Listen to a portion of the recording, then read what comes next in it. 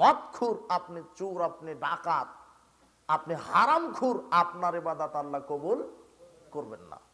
আল্লাহ সুবহানাহু ওয়া তাআলা বলছেন, ইয়া আইয়ুহার রাসূল কুলু মিনাত তাইয়্যিবাত ওয়া আমালুস সালিহা, হে পৃথিবীর নবী রাসূলগণ, আমল করার পূর্বে পবিত্র বস্তু ভক্ষণ করো। আল্লাহ সুবহানাহু ওয়া তাআলা নবী রাসূলকে আমল করার পূর্বে কোন বস্তু ভক্ষণ করতে বললেন? পবিত্র।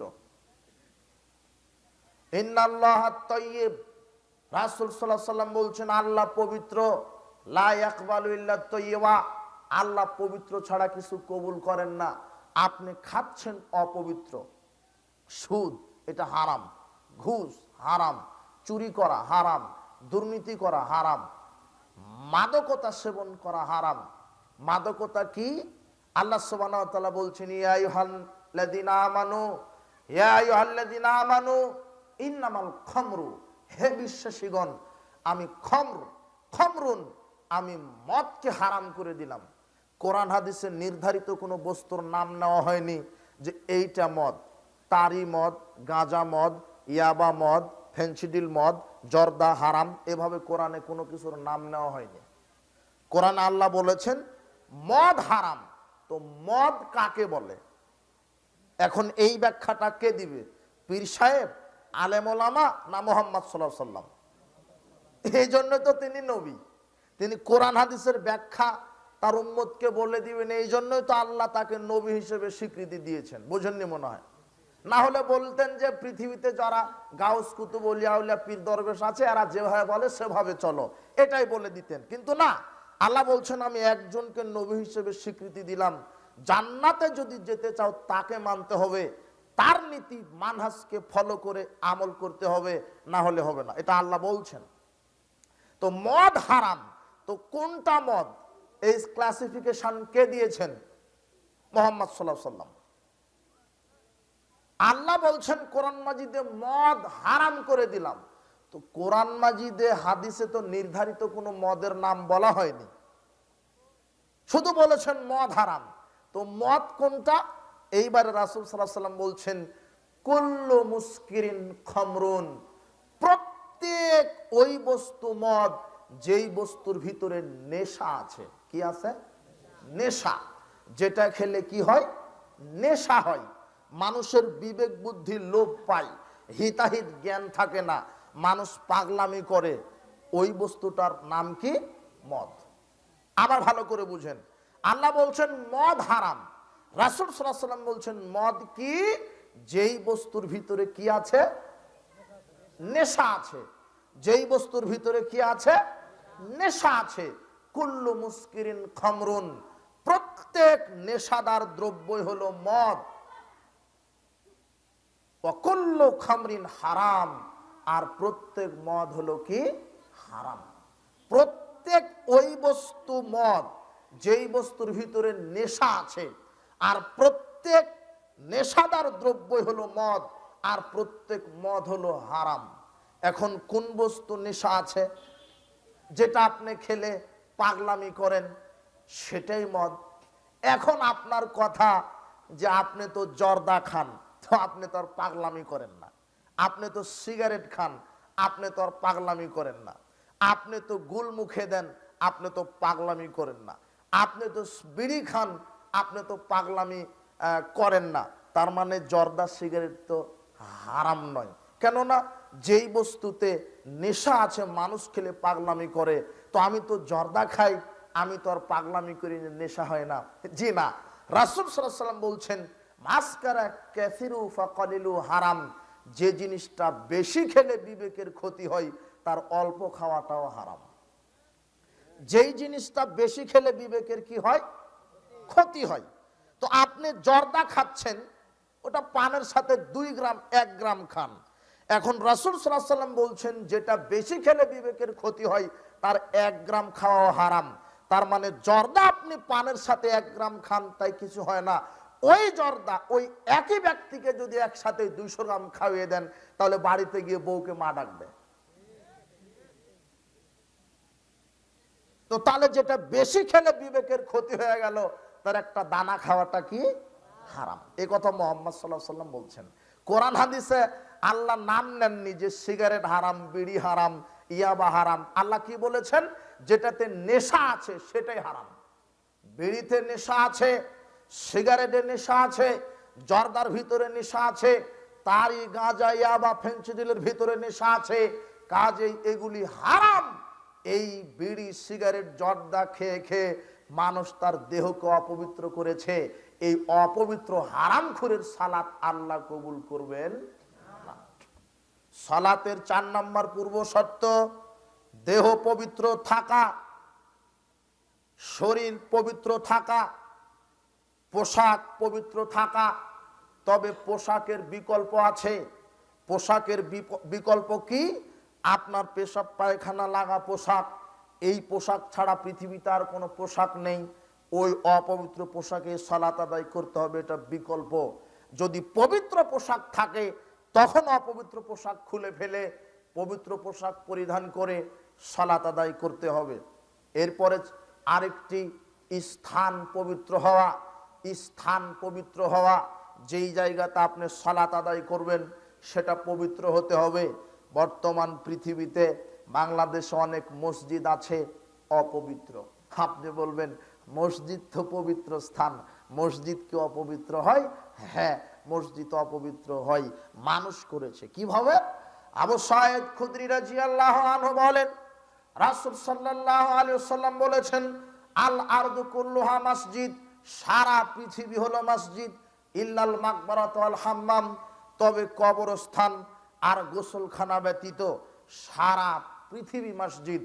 আপনি এখানে বসে আছেন, এটাও মসজিদ, এখানে সালাত আদায় করতে পারবেন। সারা পৃথিবী মসজিদ, তবে কবরস্থান ব্যতীত। এখন আপনাকে যদি বলি, আপনার দাদা বলছে, বেটা আমি এই 10 শতক জমি ওয়াকফ করে দিলাম মসজিদের জন্য, তাহলে 10 শতক জমিটা কি? মসজিদ। এখন 10 শতক জমি মসজিদ হয়েছে, ওয়াকফ করা হয়েছে মসজিদের নামে। ওয়াকফ করে দিয়ে আপনার দাদা মারা গেল, ওই দাদাকে এখন ওই মসজিদের ওয়াকফকৃত জমির উপরে কবর দিয়েছেন। এখন বলেন ওটা মসজিদ থেকেছে না কবরস্থান হয়ে গেল? মুহাম্মদ সাল্লাল্লাহু আলাইহি ওয়াসাল্লাম বলছেন কবরস্থান আলাদা, মসজিদ হবে আলাদা। সারা পৃথিবী মসজিদ, কিন্তু কবরস্থান ব্যতীত। তো তার মানে যেটা মসজিদ সেখানে যদি মানুষকে কবর দেন, ওটা মসজিদ না কবরস্থান? যে কোনো একটা হবে। কেননা মুহাম্মদ সাল্লাল্লাহু আলাইহি ওয়াসাল্লাম বলছেন সারা পৃথিবী মসজিদ, কিন্তু কবরস্থান ব্যতীত। কিন্তু এদেশের হাজারো মসজিদের জমিতে পীর সাহেবকে কবর দেওয়া আছে, ওলিয়াউল্লাহকে কবর দেওয়া আছে, যেখানে মানুষ সালাত আদায় করছে আল্লাহু আকবার বলে, আর সংসারে বরকত চাচ্ছে পীরের মাজারে সেজদা দিয়ে। এই মসজিদ অপবিত্র। রাসূল সাল্লাল্লাহু আলাইহি ওয়াসাল্লাম বলছেন, এটা তিরমিজির 317 নম্বর হাদিস, সহিহ ইবনে হিব্বানের 2313 নম্বর হাদিস। রাসূল সাল্লাল্লাহু আলাইহি ওয়াসাল্লাম নাহা রাসূলুল্লাহ সাল্লাল্লাহু আলাইহি ওয়াসাল্লাম আনিস সালাতে বাইনাল কুবুরে, রাসূল সাল্লাল্লাহু আলাইহি ওয়াসাল্লাম কবরস্থানে সালাত আদায় করতে নিষেধ করেছেন। এখন যেই মসজিদের মাটির ওপরে, জমির ওপরে কবর দেওয়া আছে সেটা কবরস্থান। এখন বলেন তো ওই মসজিদে সালাত আদায় করলে সালাত হবে নাকি হবে না? হবে না। মুহাম্মদ সাল্লাল্লাহু আলাইহি ওয়াসাল্লাম নিজে বলেছেন কবরস্থানে সালাত আদায় করো না। তার মানে স্থান পাক হতে হবে, স্থান পাক হতে হবে। ওটা স্থান অপবিত্র কেন? ওখানে কবর দেওয়া আছে। তাহলে এখন উপায় কি? যদি ওই মসজিদের জমিতে কাউকে পুঁতে রাখা হয় তাহলে কবর স্থানান্তর করতে হবে, না হলে মসজিদ স্থানান্তর করে কবর মুক্ত এলাকায় মসজিদ নির্মাণ করতে হবে।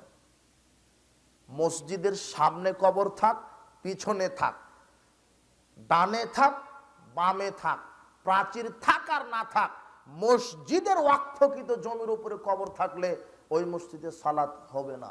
বুঝেননি মনে হয়?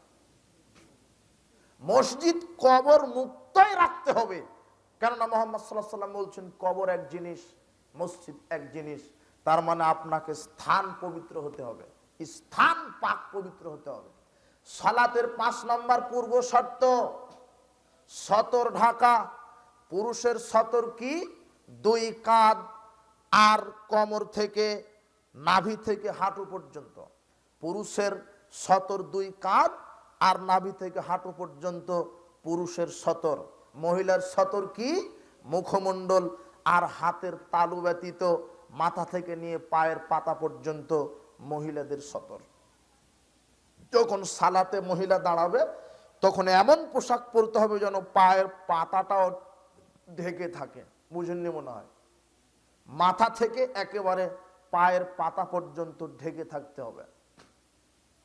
শুধু খোলা থাকবে দুই হাতের তালু আর মুখমণ্ডল। এটা মহিলাদের সতর। 6 সালাতের পূর্ব শর্তর 6 নম্বর শর্ত ওয়াক্ত হওয়া, ওয়াক্ত মতো সালাত আদায় করা। ইন্না সালাতা কানাত আলাল মুমিনিনা কিতাবাম মাওকুতা। আল্লাহ বলছেন নিশ্চয় সালাত ওয়াক্ত মতোই মুমিনের উপরে ফরজ করা হয়েছে। আপনি আপনার আন্দাজ মতো সালাত আদায় করতে পারবেন না। আপনি চাকরির ব্যস্ততায়, আপনি ব্যবসার অজুহাতে, আপনি কৃষিকাজের অজুহাতে, আপনি চাকরির ব্যস্ততায়, আপনি ঘর বাড়ি ঝাড়ু রান্নার কাজে, কাপড় খাঁচার কাজে ব্যস্ততা দেখে আপনি জোহরের সালাত আদায় করবেন আসরের সাথে। জিনা, যে ব্যক্তি অলসতা করে, অবহেলা করে, ব্যস্ততা দেখিয়ে ওয়াক্তর সালাত আর এক ওয়াক্তের সাথে পড়ে, এই ব্যক্তিকে আল্লাহ সুবহানাহু ওয়া তাআলা বলছেন ফাওয়াইলুল লিল মুসাল্লিন, আমি এই মুসল্লিকে ওয়াইল নামক জাহান্নামে নিক্ষেপ করব। আপনি অধিকাংশ মুসল্লি 5 ওয়াক্তই সালাত আদায় করে কিন্তু ওয়াক্ত মতো করে না, নিজের গতিতে করে। চাকরির ডিউটিতে পালন করতে আছে, বলছে যে পরে পড়ে নিব, কেবল তো আজান দিল, আরো 2 ঘন্টা পরে পড়ে নেব, আসরের সাথে পড়ে নেব। ব্যবসায় এত মনোযোগ, ব্যবসার কাজে ব্যস্ত ব্যস্ত আর ব্যস্ত, ওয়াক্ত পার হয়ে যাচ্ছে, সালাতের খবর নেই। ডিউটি করতে করতে সালাতের ওয়াক্ত পার হয়ে যাচ্ছে, খবর নেই। ওই ইচ্ছা মতো সালাত আদায় করে। আপনার স্ত্রী বাড়িতে গৃহিণীর কাজ করে, ঘর ঝাড়ু দিচ্ছিল, রান্না করছিল, ঘর লেপন পোষণ করছিল, কাপড় খাচ্ছিল, ও এত ব্যস্ততা দেখায়। এগুলি কাজ করতে করতে জোহরের সালাতটা আসরের সাথে আদায় করে। জিনা, আল্লাহ সুবহানাহু ওয়া তাআলা বলছেন আল্লাযীনা হুম আন সালাতিহিম সাহুন, এরাই হলো সালাত থেকে অমনোযোগী। ওয়াক্ত যখন হয়ে যাবে তখনই সালাত, যখন ওয়াক্ত হয়েছে। আপনার এই গাজীপুরে, আজকে এই গাজীপুর ভাওয়াল মির্জাপুরে জোহরের ওয়াক্ত কয়টার সময় হয়েছে?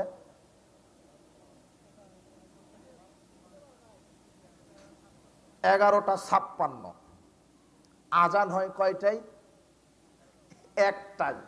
জামাত হয় কয়টায়? 1:30টায়। আরে আপনি বাদ দেন, হাজারো মসজিদ আপনি তালাশ করেন যে ওয়াক্ত হচ্ছে 11:55-56 আর আজান দিচ্ছে 1টায়, আর জামাত মেরে দিচ্ছে 1:30টায়। বুঝেন না মনে হয়? ওরা হচ্ছে রাসূল সাল্লাল্লাহু আলাইহি ওয়াসাল্লামের নীতিতে সালাত আদায় করছে না, ওরা হলো মসজিদ কমিটির নীতিতে সালাত আদায় করছে। মনে করেছে যে শরীয়ত বাপ দাদার পৈতৃক সম্পত্তি, যেভাবে চালাবো সেভাবে চলবে। জি না, 11:56 ওয়াক্ত হয়েছে, আজান 11:56 হতে হবে।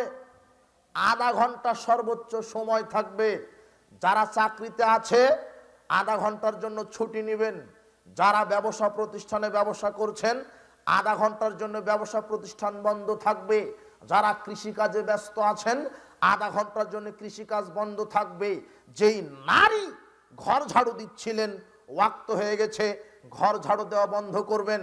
যেই নারী তরকারি ভাত রান্না করছিল ওয়াক্ত হয়ে গেছে, ভাত রান্না বন্ধ করবেন। যেই নারী লেপন পোষণ করছিল ওয়াক্ত হয়ে গেছে, সংসারে কাজ বন্ধ করবেন। যেই নারী কাপড় খাচ্ছিল কাপড় খাঁচা বন্ধ করবে, ওয়াক্ত হয়ে গেছে, অজু করবে, সালাতের প্রস্তুতি নিবে। চাকরিতে ছিল ওয়াক্ত হয়ে গেছে, সালাতের প্রস্তুতি নিবে। ব্যবসা প্রতিষ্ঠানে ছিল ওয়াক্ত হয়ে গেছে, সালাতের প্রস্তুতি নিবে। গোসল করবে, অজু করবে, সুগন্ধি তেল মালিশ করে মসজিদে গিয়ে জামাতে সালাত আদায় করবে। ওয়াক্ত মতোই করতে হবে। এটাই হলো রাসূল সাল্লাল্লাহু আলাইহি ওয়াসাল্লামকে জিজ্ঞাসা করা হলো আইউল আমাল আফদাল, সবচেয়ে দামি উত্তম ইবাদত কোনটা?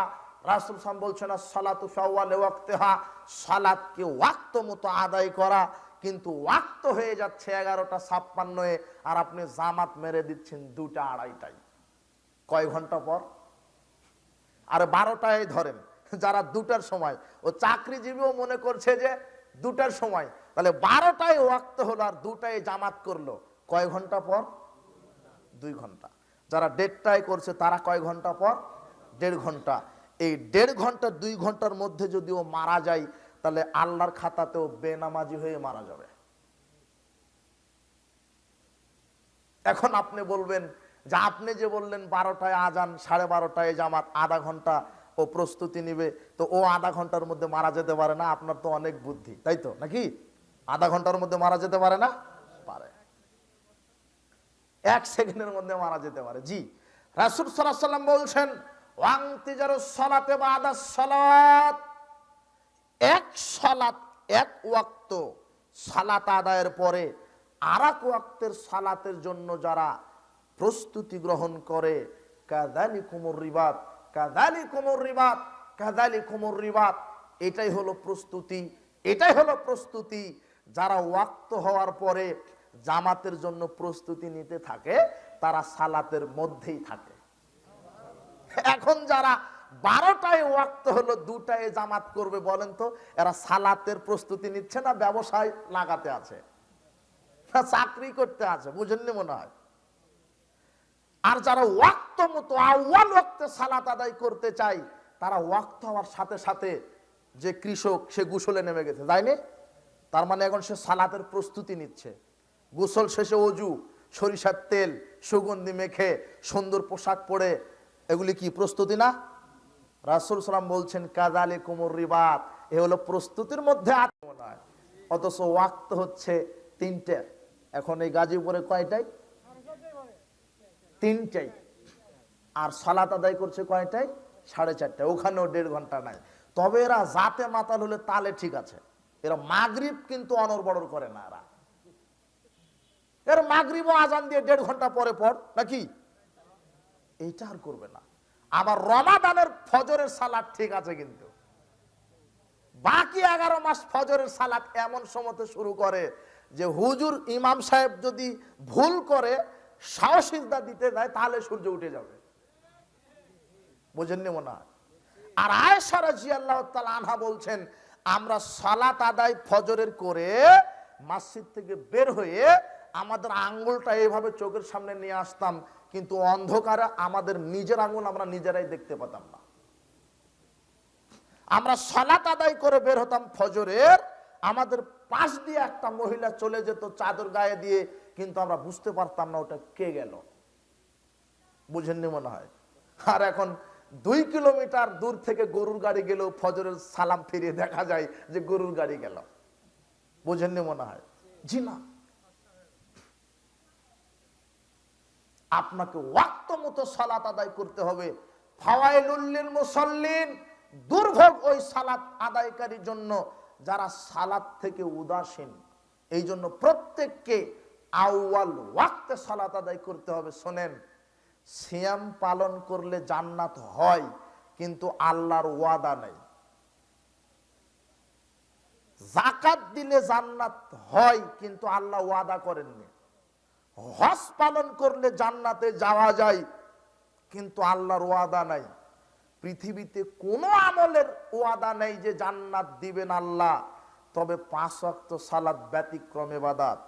আবু কাতাদা রাদিয়াল্লাহু আনহু বলেন, রাসূল সাল্লাল্লাহু আলাইহি ওয়াসাল্লাম বলেছেন, আল্লাহ সুবহানাহু ওয়া তাআলা বললেন, ইয়া মুহাম্মদ ইন্নী ফারাজতু আলা উম্মতি 5 সালাওয়াত, হে মুহাম্মদ আমি তোমার উম্মতের উপরে 5 ওয়াক্ত সালাত ফরজ করেছি। ওয়াহিদতু ইনদি আহাদান, আর আমি আল্লাহ নিজের কাছে একটা ওয়াদা রেখে দিলাম, আন্নাহু মান জা ইউহাফিজ আলাইহিন্না লিওয়াক্তিহিন্না আদখালতুহুল জান্নাহ। যে কোনো মুসলিম নারী পুরুষ যদি আমার এই 5 ওয়াক্ত সালাতকে আউয়াল ওয়াক্ত মতো আদায় করে, আমি আল্লাহ ওয়াদা করলাম আমি তাকে জান্নাতে প্রবেশ করাবো। কোন ইবাদতে আল্লাহর ওয়াদা নাই, কিন্তু ওয়াক্ত মতো যে 5 ওয়াক্ত সালাত আদায় করবে তার ব্যাপারে আল্লাহর ওয়াদা কি? তাকে আল্লাহ জান্নাতে প্রবেশ করাবেই করাবেই, করিয়েই ছাড়বে। ওয়াক্ত মতোই সালাত আদায় করতে হবে। সালাতের পূর্ব শর্ত ওয়াক্ত, ওয়াক্তকে প্রাধান্য দিতে হবে। কিন্তু যারা 1:30টায় সালাত আদায় করছে, 4:30টায় আসরের সালাত আদায় করছে, এরা আউয়াল ওয়াক্ত থেকে সালাতকে মেরে ফেলেছে। মুহাম্মদ সাল্লাল্লাহু আলাইহি সাল্লাম খুব দূরদর্শী সম্পূর্ণ একজন নবী, একজন মানুষ। আবু জার গিফারিকে বলছেন, আবু জার কাইফা আনতা, তুমি তখন কি করবে? আবু জার কাইফা আনতা, তুমি তখন কি করবে? ইযা কানাত আলাইকা উমারাউ, যখন সমাজের নেতারা ইউআখিরুনাস সালাতা ওয়াক্তাহা আও ইউমিতুনাস সালাতা ওয়াক্তাহা, যখন সমাজের নেতারা সালাতকে তার ওয়াক্ত থেকে মেরে ফেলবে। আবু জার, যখন সমাজের নেতারা সালাতকে তার ওয়াক্ত থেকে মেরে ফেলবে, ওয়াক্ত থেকে সরিয়ে নিয়ে গিয়ে পড়বে, তখন তুমি কি করবে? তখন আবু জার বলছেন, ফামাতা আমরুনি ইয়া রাসূলুল্লাহ, আপনিই বলেন আমি কি করব তখন? তখন রাসূল সাল্লাল্লাহু আলাইহি সাল্লাম বলছেন, ফাসাল্লি সালাতা লিওয়াক্তিহা, তুমি একাকী ওয়াক্ত মতো সালাত আদায় করে নাও। বুঝেননি মনে হয়? হাদিস মুসলিম 1497 নম্বর হাদিস। যারা ওয়াক্ত থেকে সালাত মেরে ফেলেছে, আপনাকে একাকী হলেও ওয়াক্ত মতোই পড়তে হবে। বুঝেননি কথা? ওয়াক্ত হয়ে গেছে 12:30টায়, আপনি একাকী হলেও পড়ে নেবেন। রাসূল সাল্লাল্লাহু আলাইহি সাল্লাম বলছেন, ওয়াক্ত মতো সালাত আদায় করা ফরজ। ফাইন আদরাকতাহা মাহুম ফাসাল্লি, পরে তুমি সময় পেলে তাদের সাথে জামাতে শরীক হও। ফাইন্নাহা লাকা নাফিলাতুন, পরে ওদের সাথে সালাত আদায় করলে ওটা তোমার জন্য হবে নফল। কি? ওয়াক্ত মতোই সালাত আদায় করতে হবে, একাকী হলেও। এখন আপনার প্রশ্ন যে আযানের আগে কিভাবে সালাত আদায় করা যাবে, তাই না? আযান তো দেয়নি। আযানের সাথে সালাতের সম্পর্ক নেই, ওয়াক্তের সাথে সালাতের সম্পর্ক। বুঝেননি মনে হয়? এখন ওয়াক্ত হয়ে গেছে, এখন ইমাম মুয়াজ্জিন যদি আযান না দেয় তাহলে ওই দায়ী কে? বুঝেননি কথা? আযান হতো কখন? ওয়াক্ত যখন হয়েছে তখন। কিন্তু ওয়াক্ত হয়ে গেছে, মুয়াজ্জিন সাহেব আযান দেননি, ওই দায়ী আপনি না। আযান তো হওয়ার কথা ছিল 12টায়, কিন্তু দিল কখন? 1টায়। বুঝেননি? যখন ওয়াক্ত হয়ে যাবে আযানের শর্ত তখন নয়। হ্যাঁ, ওয়াক্তের আগে যদি কেউ আযান দিয়ে দেয় তাহলে হবে না। ওয়াক্তই হয় না, আযান দিয়েছে, ওই আযান হবে না। কিন্তু ওয়াক্ত হয়েছে, আযান দেয়নি, আযানের সাথে সাথ নেই, ওয়াক্ত মতো একাকী হলেও সালাত আদায় করতে হবে। মুসনাদ আহমদ খুলেন, 3601 নম্বর হাদিস। রাসূল সাল্লাল্লাহু আলাইহি ওয়াসাল্লাম বলছেন, সাল্লু ফি বুয়ুতিকুম ফিল ওয়াক্তি, তোমরা ওয়াক্ত মতো বাড়িতেই সালাত আদায় করো। যেখানে 1:30টায় মারছে, 4:30টায় মারছে, ওদের সাথে সালাত আদায় করতে হবে না। বাড়িতে একাকী হলেও সালাত আদায় করবেন। কোথায়? ওয়াক্ত মতো কোথায় আদায় করবেন? বাড়িতে। কিন্তু যেই মসজিদে আউয়াল ওয়াক্তে জামাত হয়, এই জামাতে হাজির হওয়া ফরজ। আবার যেন সুযোগ নেন না যে বাড়িতে সালাত আদায় করবো। জি না, যেই মসজিদে ওয়াক্ত মতো সালাত হচ্ছে আউয়াল ওয়াক্তে, 12:30টায় যেই মসজিদে সালাত হচ্ছে, ওই জামাতে অ্যাটেন্ড হওয়া ফরজ। আব্দুল্লাহ বিন মাসউদ রাদিয়াল্লাহু আনহু বলছেন, লাকাদ রাআইতুনা মা ইয়াতাখাল্লাফু আনিস সালাতি ইল্লা মুনাফিকুন, জামাতে আমাদের সময়তে হাজির হতো না মুনাফিকেরা। যারা জামাতে সালাত আদায় করে না এরা হলো মুনাফিক। এরা কি? মুনাফিক। কোন জামাত? আউয়াল ওয়াক্তের জামাত। মনে থাকবে? ওই শেষ ওয়াক্তকে মেরে ফেলা হয়েছে ওই জামাতে নয়। ওই জামাতে অ্যাটেন্ড হওয়া ফরজ নয়, ওটা নফল। ওয়াক্ত মতো একাকী আদায় করাই ফরজ। কিন্তু যেই মসজিদে আউয়াল ওয়াক্তে জামাত হচ্ছে, ওই মসজিদে আউয়াল ওয়াক্তে জামাতে অ্যাটেন্ড হওয়া ফরজ। বুঝেছেন? রাসূল সাল্লাল্লাহু আলাইহি ওয়াসাল্লাম বলছেন, আযান হওয়ার পরে যে ব্যক্তি জামাতে অ্যাটেন্ড হয় না, আমি ইচ্ছা করি একজনকে ইমামতের দায়িত্ব দিই, আর হাতে আগুনের মশাল নিয়ে ওই তার বাড়িটাকে পুড়িয়ে ফেলে দিই। চিন্তা করেছেন? আর আপনি বাড়িতে সালাত আদায় করবেন? জি না। যেই মসজিদে আউয়াল ওয়াক্তে সালাত হচ্ছে, এই মসজিদে আপনি জামাতে সালাত আদায় করবেন। রাসূল সাল্লাল্লাহু আলাইহি ওয়াসাল্লাম বলছেন সালাতু রাজুল ফিল জামাত তাজিদু আলা সালাতি ওয়াহদাহু 27 দারাজাতান।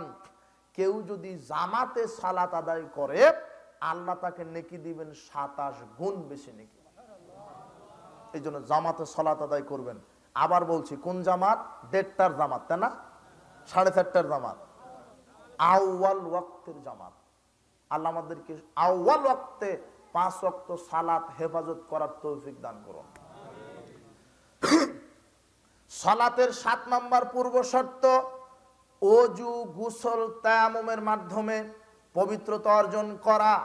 আল্লাহ সুবহানাহু ওয়া তাআলা বলছেন, ইয়া আইয়ুহাল্লাযীনা আমানু ইযা কুমতুম ইলাস সালাতে ফাগসিলু উজুহাকুম ওয়া আইদিয়াকুম ইলাল মারাফিকি ওয়ামসাহু বিরুসিকুম ওয়া আরজুলাকুম ইলাল কাবাইন। হে বিশ্বাসীগণ, যখন তোমরা সালাতে দাঁড়ানোর নিয়ত করছো তার পূর্বে তোমরা ওযু করে নাও, 2 হাত কোণই পর্যন্ত ধৌত করো, মুখমণ্ডল ধৌত করো, মাথা মাসা করো, 2 পায়ের টাকনু পর্যন্ত ধৌত করো। 1 মিনিটে এই দিকে লক্ষ্য করেন। ওযুর পদ্ধতি, প্রথমে আপনি বিসমিল্লাহ বলবেন, এরপরে বসে, তারপরে ডান হাতে পানি নিয়ে 2 হাতের কবজি পর্যন্ত আপনি ভালোভাবে ধৌত করবেন, আঙুলগুলি ভালোভাবে খেলাল করবেন। কারো যদি আংটি থাকে আংটির ভিতরে পানি পৌঁছে দিবেন। এরপরে ডান হাতের চুল্লুতে পানি নিয়ে অর্ধেক মুখে অর্ধেক নাকে, নাক ভালো করে পরিষ্কার করবেন। এরপরে ডান হাতে পানি নিয়ে সমস্ত মুখমণ্ডল ধৌত করবেন। কিভাবে? কপালের গোড়া থেকে নিয়ে 2 কানের লতি সহ থুতনির নিচ পর্যন্ত সমস্ত মুখমণ্ডল ভালোভাবে ধৌত করবেন। যাদের দাড়ি আছে দাড়িগুলি খেলাল করবেন। মুখমণ্ডল দাড়ি খেলাল করার পরে আলাদাভাবে 1 চুল্লু পানি নিয়ে থুতনির নিচে দিবেন। এরপরে এই ডান হাতের কনি পর্যন্ত ধৌত করবেন, তারপরে বাম হাতের কনি পর্যন্ত ধৌত করবেন। এরপরে 2 হাতের আঙ্গুলি ভিজিয়ে নিয়ে মাথা মাসা করবেন। মাথা মাসা কিভাবে? সামনে থেকে পিছনে, আমার পিছন থেকে সামনে। দেখেন, 2 হাতের তালু, 2 হাতের আঙ্গুল ভিজিয়ে নিয়ে মাথা মাসা করবেন। নারী পুরুষের একই বিধান, 1 বার মাথা মাসা, 3 বার নয়। সামনে থেকে পিছন, পিছন থেকে আবার সামনে, একই সাথে 2 তর্জনী আঙ্গুল দিয়ে কানের ভিতরের অংশ, বৃদ্ধাঙ্গুলি দিয়ে কানের বাহিরের অংশ। এই হয়ে গেল মাথা মাসা। ঘাড় মাসা করা বিদাত, কাবিরা গুনাহ, করলেই পাপ হবে। তারপরে ডান পায়ের টাকনু পর্যন্ত আঙুলগুলি ভালোভাবে খেলাল করবেন, বাম পায়ের টাকনু পর্যন্ত আঙুলগুলি ভালোভাবে খেলাল করবেন। ওযুর অঙ্গগুলি 1 বার করে ধৌত করা ফরজ, 2 বার, সর্বোচ্চ 3 বার ধৌত করা সুন্নাহ। এইভাবে ওযু শেষ করার পর আপনি বলবেন, রাসূল সাল্লাল্লাহু আলাইহি ওয়াসাল্লাম বলছেন, মান তাওয়াজ্জা ফাসানাল উযুয়া, যে ব্যক্তি ওযু করলো, সুন্দরভাবে ওযু করলো, সুম্মা ক্বাল, এরপরে এই দোয়া পাঠ করলো, আশহাদু আল্লা ইলাহা ইল্লাল্লাহু ওয়াহদাহু লা শারীকা লাহু ওয়া আশহাদু আন্না মুহাম্মাদান আবদুহু ওয়া রাসূলুহু। যে ব্যক্তি এই কালেমা শাহাদাত ওযু করার পরে পাঠ করবে, ফতিহাত লাহু আবওয়াবিল জান্নাতি সামানিয়া, আল্লাহ ওই ব্যক্তির জন্য জান্নাতের 8টি দরজা খুলে দিবেন। ওই নারী পুরুষের জন্য জান্নাতের 8টি দরজা খোলা। ইয়াদখুলু মিনাই হাসা, যে কোনো দরজা দিয়ে সে প্রবেশ করতে পারবে জান্নাতে। তাহলে এটা হলো ওযু। এরপরে কি বললাম? গোসল। পবিত্রতা অর্জনের মাধ্যম শরীয়তে 3টে, ওযু, গোসল, আর একটা কি? তায়াম্মুম। তাহলে ওযু শিখলেন, এখন গোসল। গোসল 2 ধরনের, একটা ফরজ, একটা হলো মুস্তাহাব। মুস্তাহাব গোসল কি? করলে নেকি আছে, না করলে গুনাহ নাই। যেমন 2 ঈদের দিনে গোসল করলে নেকি, না করলে সমস্যা নেই। জুমার দিনের গোসল, মুর্দাকে দাফনকারীর গোসল, মুর্দাকে গোসলকারীর গোসল, হজ ওমরার ইহরাম বাঁধার পূর্বে গোসল, ইসলাম কবুলের পূর্বে গোসল, এগুলো হলো মুস্তাহাব। আর ফরজ গোসল কাকে বলে? এই যুবক শোনো, তোমার স্বপ্ন দোষ হয়েছে, তোমার উপরে গোসল ফরজ। এই যুবক শোনো, তুমি স্ত্রীর সাথে মিলিত হয়েছো, এখন তোমার গোসল ফরজ। এই মেয়ে শোনো, তোমার হায়েজ নেফাস হয়েছে, তোমার উপরে গোসল ফরজ। বুঝেননি মনে হয়? এখন আবার যদি আপনাকে দাঁড়িয়ে দিই যে বলো তো তুমি ফরজ গোসলের পদ্ধতি কি, তো তুমি কেন, তোমার দাদারই জানা নাই ফরজ গোসলের পদ্ধতি কি। মুফাসসির সাহেব 30 বছর ধরে তাফসীর করছে, এখনো জাতিকে ওযুই শিখাতে পারলো না মুফাসসির সাহেব। গোসল কিভাবে করা লাগে এটাই মুসলমানের জানা নাই।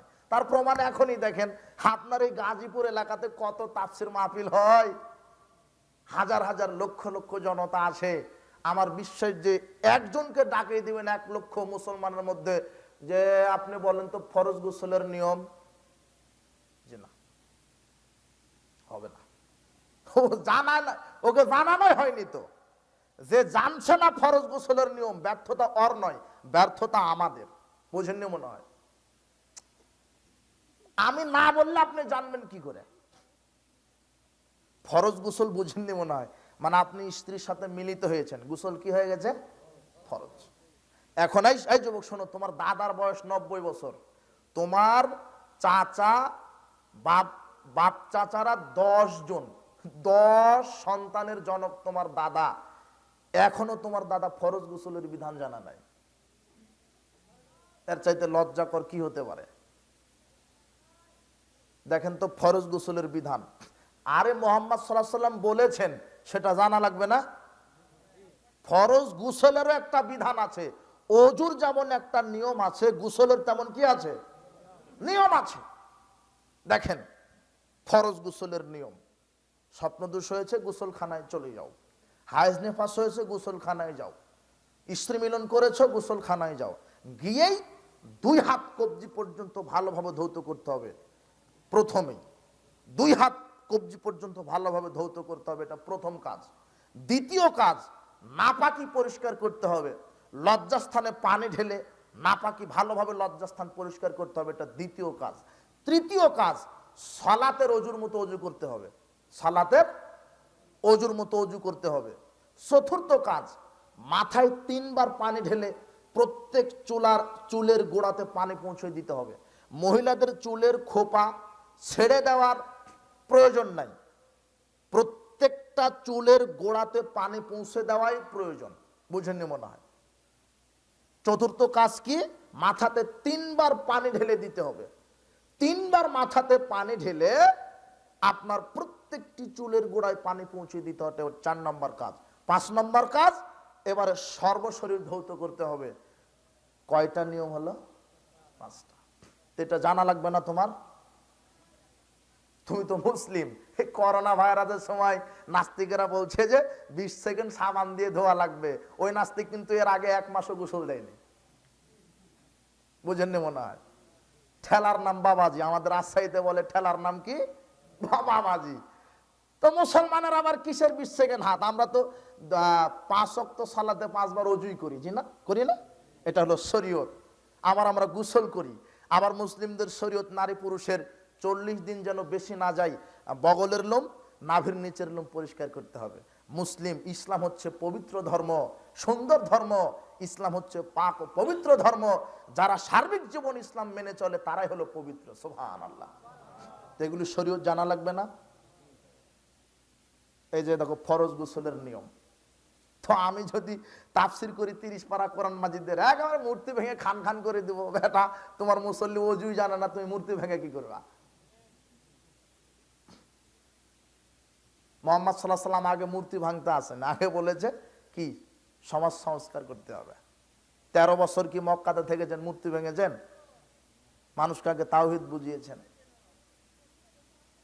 তো গরম গরম বক্তব্য দিচ্ছে আমার মুফাসসির সাহেব। আমার ছাত্র হলো ক্লাস 1 এর, ক্লাস 10 এর বই যদি পড়ায় ও লোড নিতে পারবে?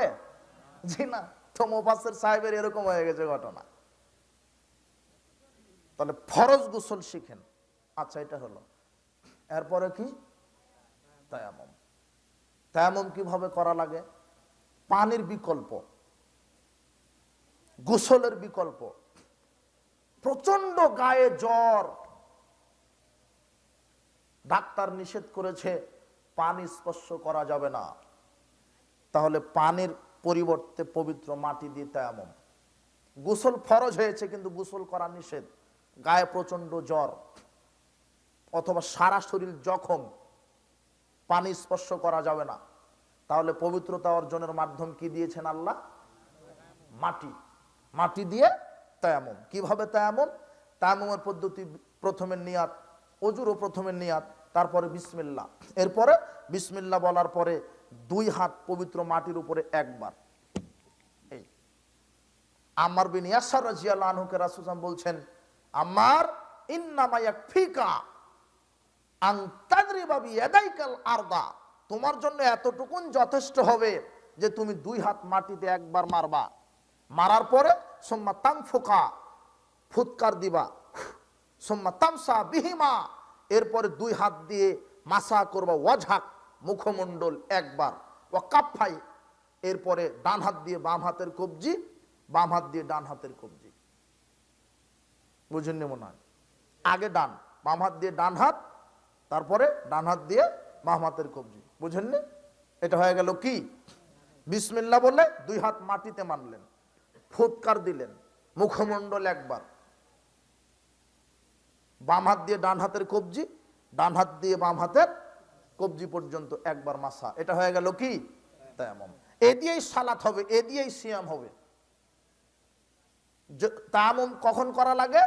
পানি পাওয়া গেল না, সফরে আছেন, পানি পাওয়া গেল না, পানি আছে কিন্তু অপবিত্র পানি, পানি আছে পবিত্রই কিন্তু যেতে যেতে আপনার সালাত কাজা হয়ে যাবে, এগুলির কারণে তায়াম্মুম আপনার উপরে, তখন কি? পবিত্র মাটি।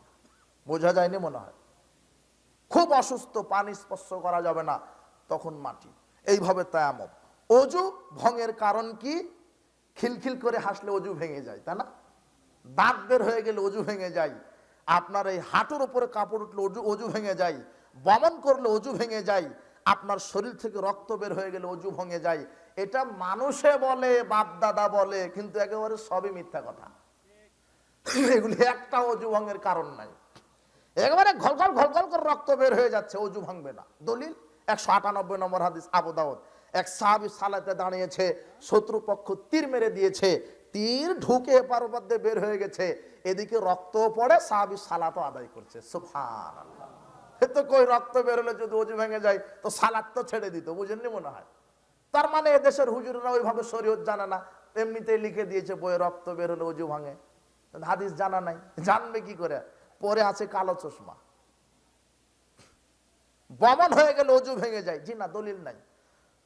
হাঁটুর উপরে কাপড় উঠে গেলে অজু ভেঙে যায়, জি না, এগুলি দলিল নাই। দাঁত বের হলে অজু ভাঙে, হাসলে অজু ভাঙে, এটি দলিল নাই। অজু ভঙ্গের কারণ 4টা। কয়টা? অজু বা তায়াম্মুম 4টা কারণে, 5টি নয়, 4টা। 1, পেশাব পায়খানা রাস্তা দিয়ে কিছু বের হলে অজু ভাঙে। 2, প্রচন্ড ঘুমের কারণে অজু ভাঙে। 3, ওটের গোস্ত খেলে অজু ভেঙে যায়। কেন ভাঙে? মুহাম্মদ সাল্লাল্লাহু আলাইহি ওয়াসাল্লাম বলেছেন তাই, এর কোনো ব্যাখ্যা নাই। বুঝেন না মনে হয়? এটাই শরীয়ত। ওটের গোস্ত খেলে অজু ভাঙবে কেন? কি ব্যাপার? আমি তো গরুর গোস্ত খাই, মুরগি খাই, হাঁস খাই, মাছ খাই, তো অজু ভাঙে না। ওটের গোস্ত কি অপরাধ করলো? এটা আপনার প্রশ্ন। জি না, প্রশ্নের কোনো উপায় নাই। শরীয়ত বলেছে ভেঙে যাবে, অতএব ভেঙে যাবে। 4, উত্তেজিত অবস্থায় কেউ যদি লজ্জাস্থানে হাত দেয় তাহলে অজু ভেঙে যাবে। তাহলে কয়টা হলো? এই 4টাই। কিয়ামত পর্যন্ত আর 5টা হবে না। গাঁজা খেলেও অজু ভাঙে না। কেন? গাঁজা, বিড়ি, সিগারেট খেলে অজু ভাঙবে না, এটা কারণ নয়, কিন্তু সিগারেট খেলে সালাত কবুল হবে না। বুঝেননি মনে হয়?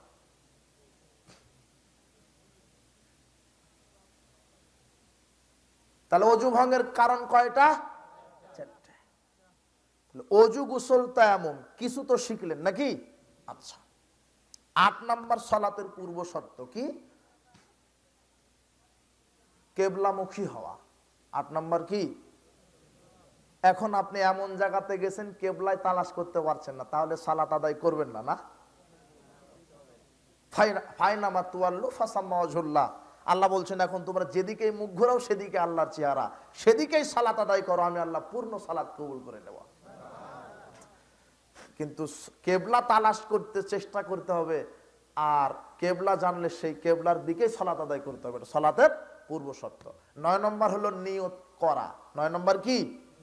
নিয়ত করা। তো নিয়ত বলে যে দেশের মানুষ বলে না, নিয়ত বলে বাংলাদেশের মানুষ সালাত শুরু করার পূর্বে 8টা বেদাত করে। কয়টা? 8টা। শুরুই করেনি, শুধু প্রস্তুতি নিচ্ছে। কয়টা বেদাত? 8টা। তার এক হচ্ছে যে মুখে নিয়ত বলে, নাওয়াইতু আনুসাল্লি লিল্লাহি তাআলা ফি যুরি 4 রাকা, এবার বলে না। এটা কোরআন হাদিসে কলমের কালি দিয়ে লেখাই নাই, এটা লিখা থাকলে একটা সহ্য হতো যে জাল জয়ীব পরে, লিখাই হয়নি। বোঝেননি? একটা জিনিস লিখা আছে কিন্তু এটা সহি কি জয়ীব ওটা পরে, কিন্তু লিখাই নাই কোরআন হাদিসে। এমনিতেই হুজুর তৈরি করেছে, এমনিতেই চলে। তাহলে এটা 1 নম্বর বেদাত, মুখে নিয়ত বলা বেদাত। 2 নম্বর বেদাত, ইমাম আবার আলাদা নিয়ত করে, আনা ইমামু লেমান হাদারা ওমান লাম ইয়াহদুরুন ওমা ইয়াহদুরুন।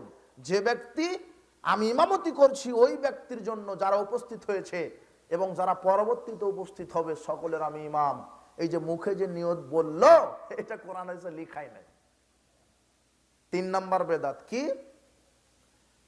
একামাতের শুরু থেকে শেষ পর্যন্ত দেখবেন যে হুজুর 22 হাতের পাগড়ি পাঁচা শুরু করেছে। বলছে যে পাগড়িবিহীন 1 রাকাত সালাত, পাগড়ি পরে 1 রাকাত সালাত পাগড়িবিহীন 70 রাকাতের সালাতের সমান। ফজিলত একটা মাইরা দিল। কত যে ফজিলত বাংলাদেশে আছে। আমরা যখন এই বেদাতগুলি ধরিয়ে দিই তখন আপনারা খুব রাগ করেন, কিন্তু এমন এমন গাঁজাখুরি কথা যে শরীয়তে তারা ঢুকিয়েছে। বলছে যে পেশাব পায়খানার সময়তে আগে কুলুক নিতে হবে, আগে ঢিলা নিতে হবে, তারপরে পানি। আগে পানি নিলে হবে না। এর ফজিলত কি? কুলুকের ঢিলা যার যত বড় হবে মিজানের পাল্লাতে তার নেকি তত ভারী হবে। তখন মাওলানা সাহেব এখন বলছে, বাহ তাই তো, বাংলাদেশে তো অত বড় ঢিলা নাই, কাজে আমাকে সৌদি আরবে যেতে হবে। সৌদি আরবে পেশাব করেও উহুদ পাহাড়ের সাথে কুলুক করছে। তাকে জিজ্ঞাসা করা হলো, কি ব্যাপার আপনি এই কায়দা করছেন? তো বলছে যে হুজুর বলেছে কুলুকের ফজিলত কি, যার ঢিলা যত বড় হবে মিজানের পাল্লাতে ঢিলা তত বেশি ওজন হবে। তো উহুদ পাহাড় আল্লাহ তুলে দিবেন মিজানের পাল্লাতে। তো নেন এবার শরীয়ত দেখেন, এমনিতেই চলে শরীয়ত। তো আমরা যখন ভুল ধরিয়ে দিই তখন আপনি রাগ করেন। তো এই যে গাঁজাখুরি কথা চালু আছে। হুজুর সাহেবকে জিজ্ঞাসা করা হলো, তাবলিগ জামাতের লোককে জিজ্ঞাসা করা হলো, আচ্ছা বলেন তো যে টঙ্গীর ইজতেমাতে সারা পৃথিবী থেকে মানুষ ছুটে আসে কিসের টানে? এত ভালোবাসা মহব্বত কেন? সারা পৃথিবী থেকে টঙ্গীর মাঠে আসে কেন? তখন লেখক লিখছে, দাওয়াতে তাবলিগ একটা বই আছে বাংলাদেশে, 85 পৃষ্ঠা খুলেন আপনি। এই গাজীপুর একটা যে কোনো লাইব্রেরিতে গিয়ে বলবেন যে দাওয়াতে তাবলিগ একটা বই দেন, ও বই লাইব্রেরি থেকে পাবেন। নিয়ে আপনি দেখবেন 85 পৃষ্ঠায় লেখা আছে। জিজ্ঞাসা করা হলো লেখককে যে টঙ্গীর ইজতেমায় মানুষ এত আসে কেন? এখন উত্তরে লেখক বলছে যে কাবা ঘরে সালাত আদায় করলে আল্লাহ নেকি দেন 1 লক্ষ গুণ, আর টঙ্গীর মাঠে সালাত আদায় করলে নেকি হয় 49 কোটি গুণ। দেখেন তো কতখানি গাঁজা খেয়েছে, বুঝেননি মনে হয়?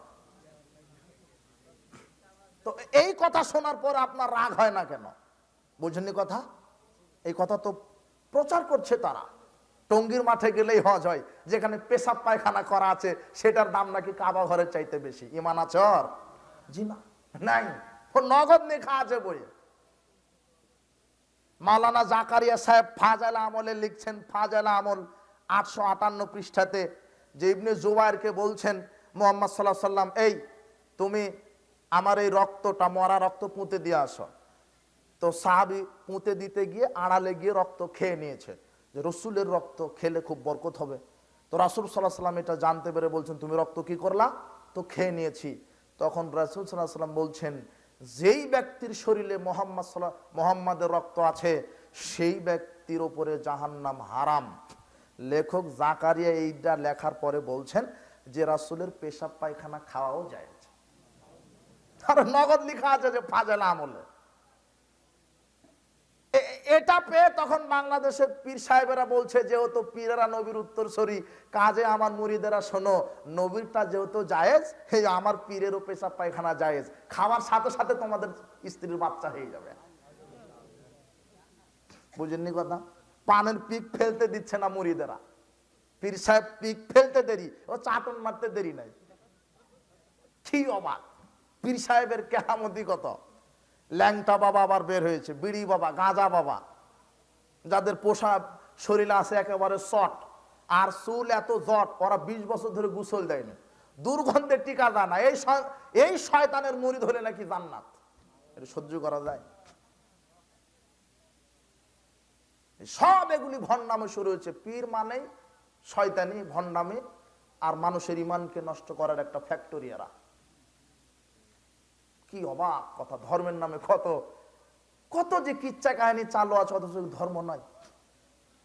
আব্দুল কাদের জিলানির বাপ এত বড় পীর ছিল। আব্দুল কাদের জিলানি সম্পর্কে তো জানেন, যখন অন্যদিকে চলে গেলাম, আর ওদিকে বলবো না। আমি বলছিলাম, যখন আমরা সমাজে প্রচলিত ভ্রান্ত আমলগুলি ধরিয়ে দিই, তখন আপনি রাগ করেন, কিন্তু যারা যে ভ্রান্ত আমল করছে, ওদের শরীয়তের নামে সীমা ছাড়িয়ে গেছে।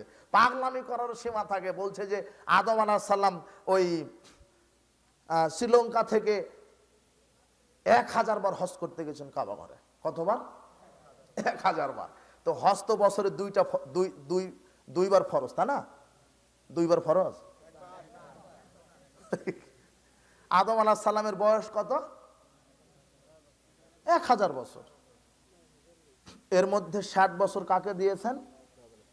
এখন থাকে কত? লেখক মানে ডেট ওভার হওয়া গাঁজা খাইছিল তখন, শুধু গাঁজা না। আবার বলছে যে একবার সুবহানাল্লাহ বললে 49 কোটি নেকি। 49 কোটি নেকিতে এই প্যান্ডেল ভরবে? অথচ মুহাম্মদ সাল্লাল্লাহু আলাইহি ওয়াসাল্লাম বলছেন একবার সুবহানাল্লাহ বললে 7 আকাশ 7 জমিন নেকিতে ভর্তি। তো নবীর শরীয়ত মানবেন না এদের শরীয়ত মানবেন? তো তার মানে ধর্মের নামে প্রচলিত কথা আমল সমাজে কায়েম আছে। তাই তো বলছিলাম যে দেশের মানুষ সালাত শুরু করার পূর্বেই 8টা বেদাত করে। 1 মুখে নিয়ত বলে, 2 ইমাম সাহেব নিয়ত বলে, 3 একামতের সময় পাগড়ি পেঁচে, 4 কদ কামাতিস সালা, এর জবাবে বলছে আকামাল্লাহু আদামাহু, জি না। 5 আশহাদু আন্না মুহাম্মাদ রাসূলুল্লাহ, এর জবাবে বলছে সাল্লাল্লাহু আলাইহি সাল্লাম, জি না। মুহাম্মদ সাল্লাল্লাহু আলাইহি সাল্লাম বলছেন ফায়াকুলু ইসলাম ইয়াকুলু মুয়াজ্জিন, আযান একামতে মুয়াজ্জিন যা বলে অনুরূপ বলো। আযান একামতে আশহাদু আন্না মুহাম্মাদ রাসূলুল্লাহ, এর জবাবে আপনাকে কি বলতে হবে? কিন্তু আযান একামতের বাহিরে নবীর নাম শুনলে কি বলতে হবে? বুঝেননি? উল্টা বুঝেন না। আযান একামতের সময় আপনাকেও আশহাদু আন্না মুহাম্মাদ রাসূলুল্লাহ এটাই বলতে হবে, কেননা রাসূল সাল্লাল্লাহু আলাইহি ওয়াসাল্লাম এটাই বলেছেন। 7 নম্বর কি? আশহাদু আন্না মুহাম্মাদ রাসূলুল্লাহ, এটা শোনার সাথে সাথে এই যে চিনা, দলিল নেই, শরীয়ত বানোয়াট, মিথ্যা। 8 নম্বর বেদাত কি? এই মুয়াজ্জিন সাহেবই বলছে একামতের আগে উঠেন, কাতার সোজা করেন, বুঝেননি? অথচ মুয়াজ্জিনের দায়িত্ব শুধু একামত দেওয়া। কি দেওয়া? একামত মানেই যারা বসে আছে এখন দাঁড়িয়ে যাও, সবাই দাঁড়িয়ে যাবে। একামত শেষ, এরপর ইমাম সাহেব বলবে কাতার সোজা করেন, কাঁধে কাঁধ পায়ে পা মিলিয়ে দাঁড়ান। এটা হলো ইমামের দায়িত্ব, পালন করে মুয়াজ্জিন। বুঝেননি? মানে শরীয়ত যেইভাবে সাজানো আছে ওইভাবে আপনাকে মানতে হবে। বুঝেননি কথা? তাহলে সালাত শুরুর পূর্বে কয়টা বেদাত করলো? 8টা। এভাবে যদি সমাজে প্রচলিত ভ্রান্তামল বলতে যায় তাহলে ফজর হয়ে যাবে। আপনাকে কয়েক মিনিট সালাতের রুকুন, ওয়াজিব আর সুন্নাহ, তাহলে সালাতের পূর্ব শর্ত বুঝেছেন কয়টা? 9টা। ওটা দেখে নিন। এখন সালাতের রুকুন, সালাতের রুকুন 14টি, 13টি, অনেকে বলেছেন 14টি। আমরা 14টাই আলোচনা করব, বলবো ইনশাআল্লাহ।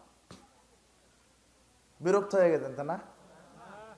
এটা একটা ক্লাস হচ্ছে আজ, কিন্তু বক্তব্য না। বক্তব্য হচ্ছে, বক্তা মানে বক্তা বক্তব্য দিবে সেই রকম একেবারে বক্তা, বুঝেন না? এটা হচ্ছে ক্লাস। কিছু শিখেন, বক্তব্য পরে শোনেন। সালাতের রুকুন, ওয়াজিব: 1 কিয়াম বা দাঁড়ানো। 13টি যে রুকুন আমরা বলবো, এই 13টি রুকুন কার পদ্ধতিতে করতে হবে? মুহাম্মদ সাল্লাল্লাহু আলাইহি ওয়াসাল্লামের পদ্ধতিতে।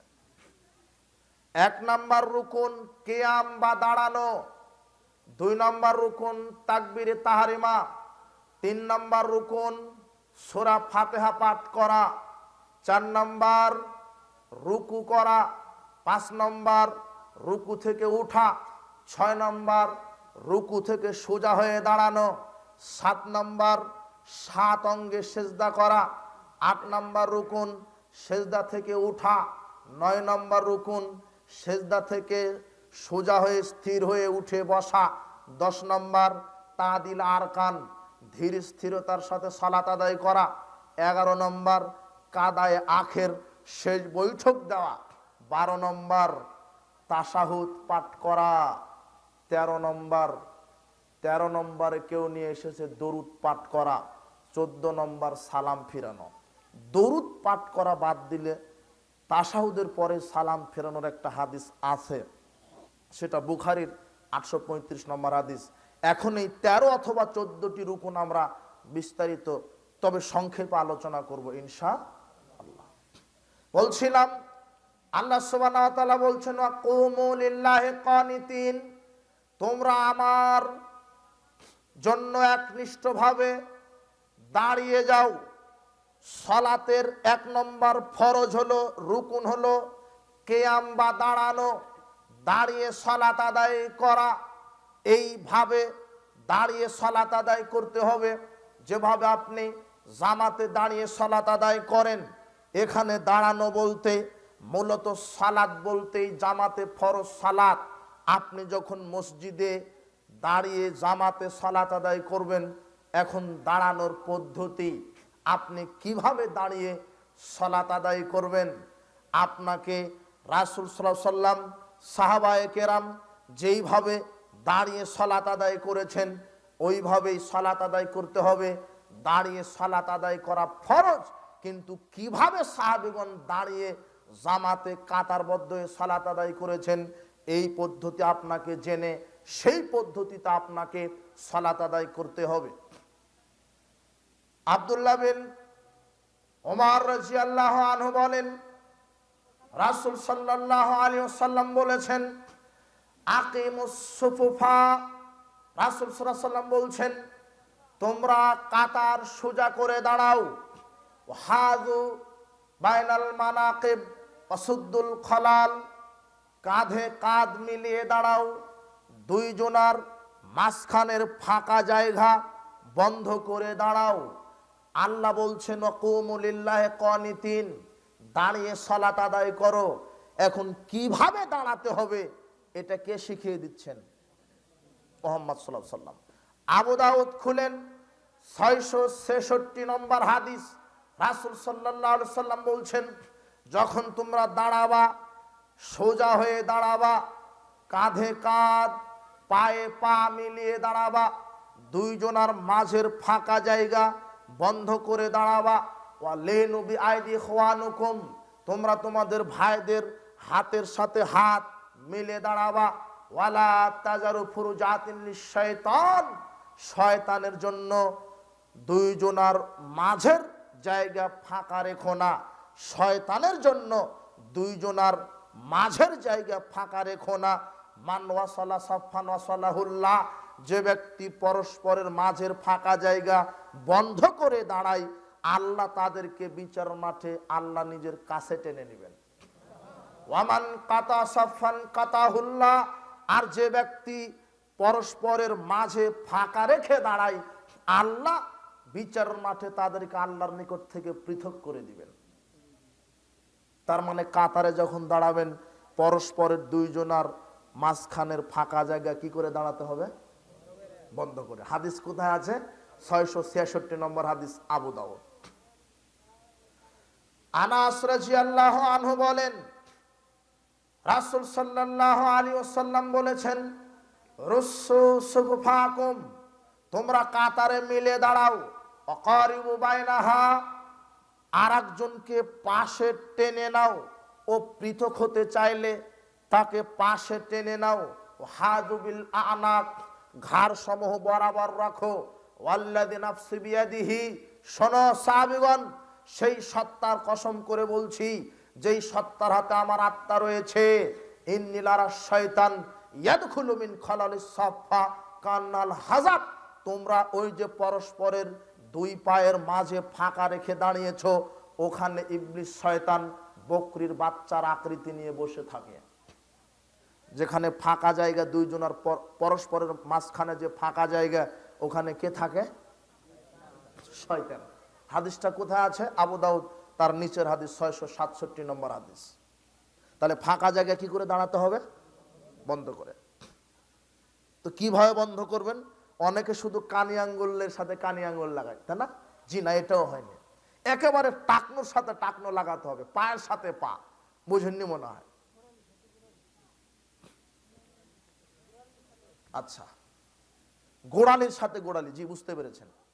725 নম্বর হাদিস। এবারে সহিহ বুখারী খুলেন, ওই দুটো হলো আবু দাউদের হাদিস নম্বর কত? 666, 667। এবারে সহিহ বুখারী 725 নম্বর হাদিস খুলেন।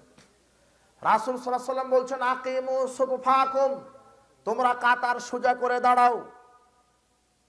ইন্নী আরাকুম মিন ওয়ারাই যাহরি, আমি সামনে থেকে যেভাবে দেখতে পাই, আমি আমার পিছন থেকে ওইভাবেই দেখতে পাই। এটা রাসূল সাল্লাল্লাহু আলাইহি ওয়াসাল্লাম একটা মুজিজা। আমরা কি পিছনে কি হচ্ছে আমি এখন দেখতে পাচ্ছি? কিন্তু রাসূল সাল্লাল্লাহু আলাইহি ওয়াসাল্লাম দেখতে পেতেন। তিনি বলছেন, এই সাহাবারা শোনো, কাতার সোজা করো, ফাঁকি দিবা না। সামনে যেভাবে আমি দেখতে পাই, আমি পিছন থেকেও সেইভাবে দেখতে পাই। তখন আনাস রাদিয়াল্লাহু বলছেন, এই কথা বলার সাথে সাথে কানা আহাদুনা ইউলসিকু বিকাদামিহি বিমানকিবাহু বিমানকিবিহি ওয়া কাদামাহু বিকাদামিহি, যেই রাসূল সাল্লাল্লাহু আলাইহি ওয়াসাল্লাম এইভাবে আমাদেরকে সতর্ক করলেন, সাথে সাথে আমরা কাঁধের সাথে কাঁধ আর পায়ের সাথে পা মিলিয়ে দাঁড়াতাম। দেখেছেন বুখারীর হাদিস, পায়ের সাথে পা আর কাঁধের সাথে কাঁধ ফাঁকা আছে। তো আপনার হুজুর যে বলছে যে পায়ের সাথে পা মিলিয়ে দাঁড়ালে ওকে অপমান করা হবে, বলছে না হুজুর? যুক্তি দিচ্ছে। আরে যুক্তি তো ইবলিস শয়তানের বৈশিষ্ট্য। যুক্তি কার বৈশিষ্ট্য? ইবলিস শয়তানের। বলছে যে আপনার হুজুর বলছে, কতখানি পাগল শরীয়ত থেকে অজ্ঞ। ও বলছে যে ছেলের পায়ের সাথে, ছেলের পা বাপের পায়ের সাথে লাগবে, বাপকে তো অপমান করা হলো। কোথায় ভ্যান চালক আর কোথায় এমপি? ভ্যান চালকের পাটা এমপির পায়ের সাথে লাগবে, এমপিকে তো অপমান করা হলো। বেটা, সালাতে এমপি আর ভ্যান চালক তুমি দেখাও নাকি? ওই এমপি কি আর ভ্যান চালক কি দুজনে আল্লাহর ফকির গোলাম? ওখানে বাপ বেটার পরিচয় নাই। কোথায়? সালাতের কাতারে কে বাপ কে মা, কে এমপি কে মন্ত্রী কে ব্যারিস্টার কে ভ্যান চালক কে মুচি কে মেথর, এটার পরিচয় সালাতে নাই। সবাই একটাই পরিচয়, সবাই কার গোলাম? ও আমার ক্লাস 1-এ পড়া লাগবে ওকে। তো এমপির মর্যাদা বেশি না একজন সাহাবার মর্যাদা বেশি? মুহাম্মদ সাল্লাল্লাহু আলাইহি ওয়াসাল্লাম বলছেন, তোমরা সারা পৃথিবীর সবাই মিলে যদি উহুদ পাহাড় পরিমাণ স্বর্ণ দান করো, একজন সাহাবীর একটা গম, একটা সিকিসা দান করার সমান তোমাদের হবে না। একজন সাহাবীর মর্যাদা কত! তো তারা যদি পায়ের সাথে পা দাঁড়িয়ে লাগতে পারে, তোমাদের বাপ বেটার কি হয়েছে? তোমরা তো খাওয়ার পায়খানা করো, তোমাদের আবার কি মর্যাদা? বুঝেননি মনে হয়। আর মানহানি হয়, মর্যাদার হানি হয়, এই কথা বলাতে হুজুর সরাসরি হাদিসের বিরোধিতা করেছে। দলিল তাবারানী মৌজামুল আওসাত 5795 নম্বর হাদিস। হাদিসটা আপনার হুজুরকে পড়তে বলবেন। আয়েশা রাদিয়াল্লাহু তাআলা আনহা বলছেন, রাসূল সাল্লাল্লাহু আলাইহি ওয়াসাল্লাম বলেছেন, মান সাদ্দা ফুরজাতান ফিস সাফ, যে ব্যক্তি পরস্পরের মাঝের ফাঁকা জায়গা বন্ধ করে দাঁড়াবে, রাফাহুল্লাহু বিহা দারাজাতান, আল্লাহ তার মর্যাদা বৃদ্ধি করে দিবেন। আর হুজুর বলছে মর্যাদা নাকি হানি হয়। বুঝেননি কথা? কত কৌশল করে শরীয়তকে হাদিসকে এরা হত্যা করছে। আল্লাহ এদেরকে সঠিক বুঝ দান করুন। শুধু কি মর্যাদা বাড়াবেন?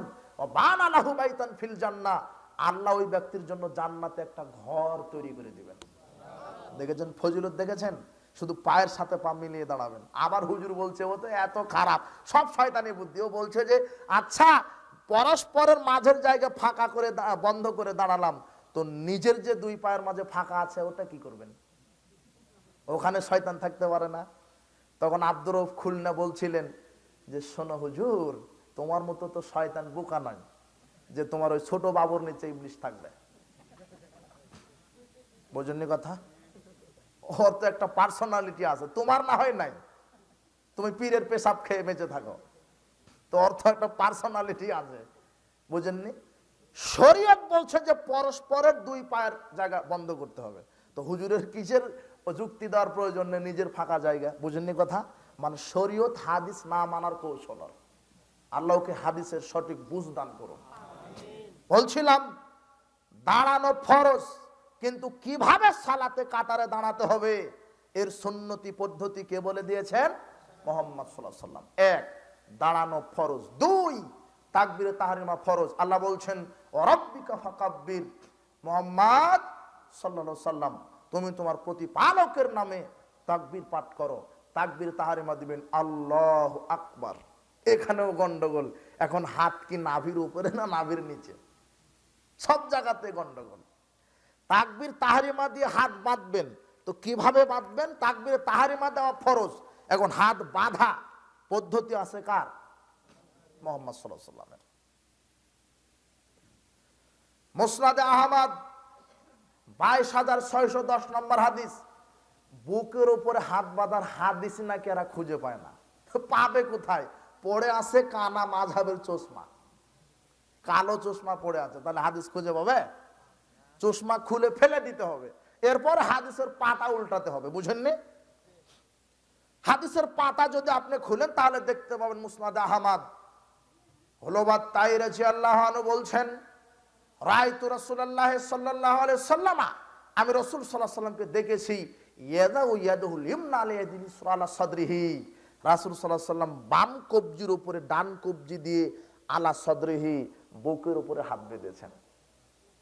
হাদিস নাই? ও দেখে না কেন? ও কি কালো চশমা পড়ে আছে? বুঝেননি কথা? হাদিস নম্বর বলে দেওয়া হলো 22,610, খুঁজে নাও। আবু দাউদ খুলে দেখেন 759 নম্বর হাদিস। তাউস রাদিয়াল্লাহু আনহু বলছেন কানা রাসূলুল্লাহ সাল্লাল্লাহু আলাইহি ওয়াসাল্লাম ইয়াজাউ ইয়াদাহুল ইয়ুমনা আলা ইয়াদিল ইসরা, রাসূল সাল্লাল্লাহু আলাইহি ওয়াসাল্লাম বাম কবজির উপরে ডান কবজি রেখেছেন। সুম্মা ইয়াশুদ্দু বাইনাহুমা, শক্ত করে ধরে রেখেছেন দুই হাত। আলা সাদরিহি ওয়া হুয়া ফিস সালাত, বুকের উপরে যখন তিনি সালাতে। সুবহানাল্লাহ। আবু দাউদের কত নম্বর হাদিস? 759। হাদিসগুলি দেখে পড়াশোনা করে আমল করতে বলবেন। বুঝেননি আপনি? ফাঁকি দেওয়ার কোনো উপায় নাই। এখন শরীয়ত মানুষের কাছে ওপেন হয়ে গেছে। আর গল্প কিচ্ছা কাহিনী দিয়ে, ব্যক্তির দোহাই দিয়ে, তাকলিদের দোহাই দিয়ে মানুষকে ভুলভাল আমল করানো যাবে না। হাদিস স্পষ্ট। আবু দাউদের 759 নম্বর হাদিস। রাসূল সাল্লাল্লাহু আলাইহি ওয়াসাল্লাম কোথায় হাত বেঁধেছেন? বুকের উপর। সহিহ ইবনে খুজাইমা 479 নম্বর হাদিস। হাদিসের সনদ সহিহ হলো ওয়াইল বিন হুজর রাদিয়াল্লাহু আনহু বলছেন সাল্লাইতু মা রাসূলিল্লাহ সাল্লাল্লাহু আলাইহি ওয়াসাল্লাম, আমি রাসূল সাল্লাল্লাহু আলাইহি ওয়াসাল্লামের সাথে সালাত আদায় করেছি। আমি দেখেছি ওয়াদা ইয়াদাহুল ইয়ুমনা আলা ইয়াদিল ইসরা আলা সাদরিহি, তিনি বাম কবজির উপরে ডান কবজি বুকের উপরে রেখেছেন। কোথায়? তিনটা হাদিস হলো। এখন বুখারীর একটা হাদিস আছে 740 নম্বর হাদিস। আনাস রাদিয়াল্লাহু আনহু বলছেন কানা ইউমারুন নাস, মানুষদেরকে নির্দেশ দিতেন মুহাম্মদ সাল্লাল্লাহু আলাইহি ওয়াসাল্লাম, লোকদেরকে, মুসল্লিদেরকে মুহাম্মদ সাল্লাল্লাহু আলাইহি ওয়াসাল্লাম বলতেন, কি বলতেন? আইয়াদা রাজুলুল ইয়াদাল ইয়ুমনা আলা জিরাহিল ইসরা ফিস সালাত, মানুষ যেন বাম বাহুর উপরে ডান বাহু রাখে। বাহু বলতে এই কোণ থেকে এই কবজি পর্যন্ত, এটা কি বাহু। তো বাম বাহুর উপরে ডান বাহু রাখেন তো কোথায় পড়ে? বুঝেননি? কিন্তু নাভির নিচে যখন দিবেন তখন আর যাবে? দেখেন তো এইভাবে বাম বাহুর উপরে ডান বাহু দিয়ে নাভির নিচে দেন তো, তখন কিন্তু আর আপনি মানুষের কাতারে থাকছেন না। বুঝেননি কথা? জেরা আসছে, জেরা। জেরা মানে কি? বাহু, বাহুর উপরে বাহু। এখানে কিন্তু আর বুকের উপরে নাই। দেখেন শরীয়ত কত সূক্ষ্ম। কারণ এখানে বাম বাহুর উপরে ডান বাহু দিলে অটোমেটিক্যালি বুকের উপরে, হ্যাঁ? কিন্তু যেখানে কবজির হাদিস আসছে সেখানে মুহাম্মদ সাল্লাল্লাহু আলাইহি ওয়াসাল্লাম বলে দিয়েছেন আলা সাদরিহি, কেননা কবজির উপরে কবজি রেখে নাভির নিচেও দেওয়া যায়। বুঝেননি? মুসল্লি যেন নাভির নিচে নয় বুকের উপরে হাত বাঁধে। আলা সাদরিহি, সে যেন তার বুকের উপরে হাত বাঁধে। আলা সাদরি, সে মুহাম্মদ সাল্লাল্লাহু আলাইহি ওয়াসাল্লাম বুকের উপরে হাত বেঁধেছেন। হাদিস নাই? কি ব্যঙ্গ নাটাই না করে, তাই না? তারা ব্যঙ্গ করে না এই হাদিসগুলা নিয়ে। আল্লাহ এদেরকে হাদিসের সঠিক বুঝ দান করুন। বুকের উপরে হাত বাঁধতে হবে, এটাই সহিহ। তাকবীরে তাহরিমাতে হাত বাঁধলেন, এরপরে 3 নম্বর ফরজ রুকন সূরা ফাতিহা পাঠ করা। 3 নম্বর কি? সূরা ফাতিহা। লা সালাতা লিমান লাম ইয়াকরা বি ফাতিহাতিল কিতাব। রাসূল সাল্লাল্লাহু আলাইহি ওয়াসাল্লাম বলেছেন ওই ব্যক্তির সালাত হয় না যেই ব্যক্তি সালাতে কোন সূরা পাঠ করে না? সূরা ফাতিহা। একাকী হন, জামাতে হন, ফরজ হোক, নফল হোক, বিতের হোক, ঈদের সালাত হোক, জানাজার সালাত হোক, যার নাম সালাত সেখানে কোন সূরা পড়তে হবে?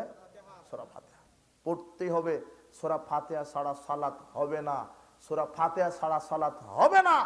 রাসূল সাল্লাল্লাহু আলাইহি ওয়াসাল্লাম বলছেন, আবু হুরায়রা রাদিয়াল্লাহু আনহু বলছেন, সহিহ মুসলিম 395 নম্বর হাদিস, রাসূল সাল্লাল্লাহু আলাইহি ওয়াসাল্লাম বলছেন, মান সাল্লা সালাতান লাম ইয়াকরা ফিহা বিউম্মিল কোরআন ফায়াকিদাস।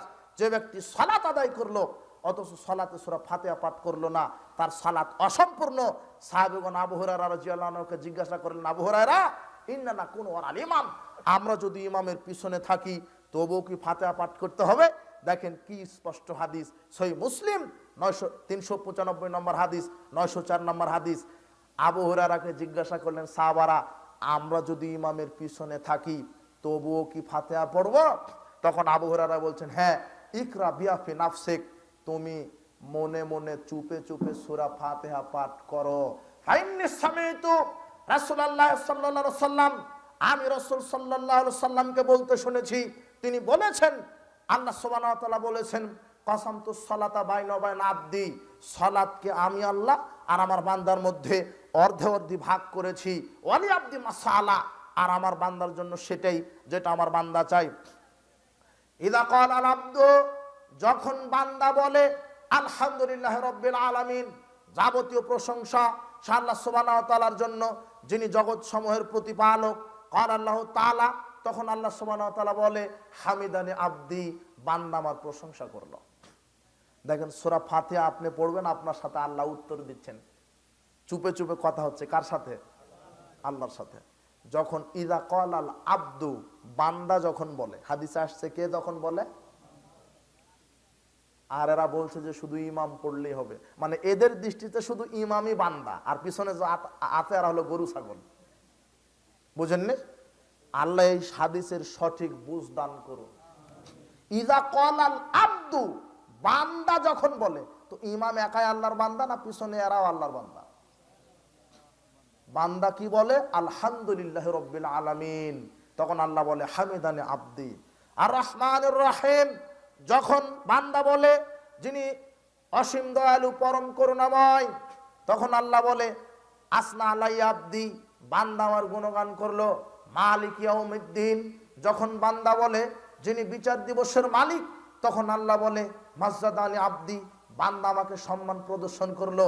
ইয়াকা নাবুদু ওয়া ইয়াকা নাস্তাইন, যখন বান্দা বলে আল্লাহ আমরা তোমারই ইবাদত করি, তোমারই গোলামি করি, তোমারই ইবাদত করি, তোমারই গোলামি করি, তখন আল্লাহ বলেন, দেখেন আল্লাহ চমৎকার কথা বলছেন, হাদালি আবদি হাদা বাইনা বাইন আবদিন ইসফাইন, এটাই তো আমার আর বান্দার মাঝে আদা আদি ভাগ। কেন? বান্দা বলছেন আল্লাহ তোমারই ইবাদত করি, তোমার কাছে সাহায্য চাই, তখন আল্লাহ বলছেন বান্দা ইবাদত করার দায়িত্ব তোমাদের, আর তোমাদেরকে সাহায্য করার দায়িত্ব আমি আল্লাহ। আল্লাহ কথা বলছেন, সুবহানাল্লাহ। দেখেন আল্লাহ আপনার সাথে কে কথা বলছে? আল্লাহ। আর আপনি কার সাথে কথা বলছেন? এই কথায় মুহাম্মদ সাল্লাল্লাহু আলাইহি ওয়াসাল্লাম বলছেন, 405 নম্বর হাদিস সহিহ বুখারী, ইন্না আহাদাকুম ইযা কামা ফি সালাতি, যখন কেউ সালাতে দাঁড়ায়, ফাইন্নাহু ইউনাজি রাব্বাহু, সে তখন আল্লাহর সাথে গোপনে কথা বলে, চুপে চুপে কথা বলে। আমরা সূরা ফাতিহার মাধ্যমে কার সাথে কথা বলি? ইহদিনাস সিরাতাল মুস্তাকিম সিরাতাল্লাযিনা আনআমতা আলাইহিম গায়রিল মাগদুবি আলাইহিম ওয়ালাদ দাল্লিন। যখন বান্দা বলে আল্লাহ তোমার নিকট আমরা সঠিক সহজ সরল পথ চাচ্ছি, যারা হেদায়েত প্রাপ্ত, যারা নিয়ামত প্রাপ্ত, নবীন, সিদ্দিকিন, শুহাদা, সলিহিন, এদের পথ আমি চাচ্ছি।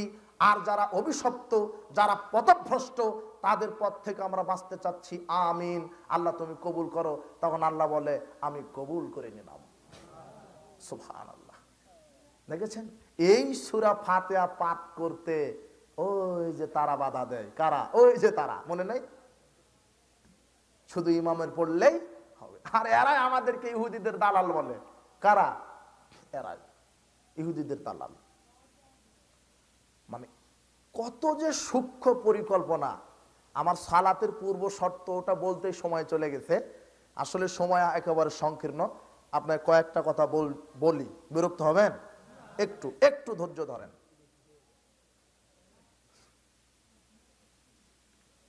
এরা আমাদেরকে কার দালাল বলে? ইহুদিদের।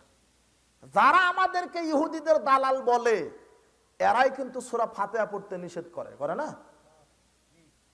কেন নিষেধ করে জানেন? আহা, এটা তো জানেন না। এটা মজার একটা কথা এখানে লুকিয়ে আছে। গায়রিল মাগদুবি আলাইহিম ওয়ালাদ-দাল্লিন। মাগদুব কারা? ইহুদিরা। অভিশপ্ত কারা? দল্লিন। পথভ্রষ্ট কারা? খ্রিস্টানেরা। অভিশপ্ত কারা? ইহুদিরা। পথভ্রষ্ট কারা? তো সূরা ফাতিহাতে আমরা ইহুদি খ্রিস্টানের পক্ষে দোয়া করছি না বিপক্ষে?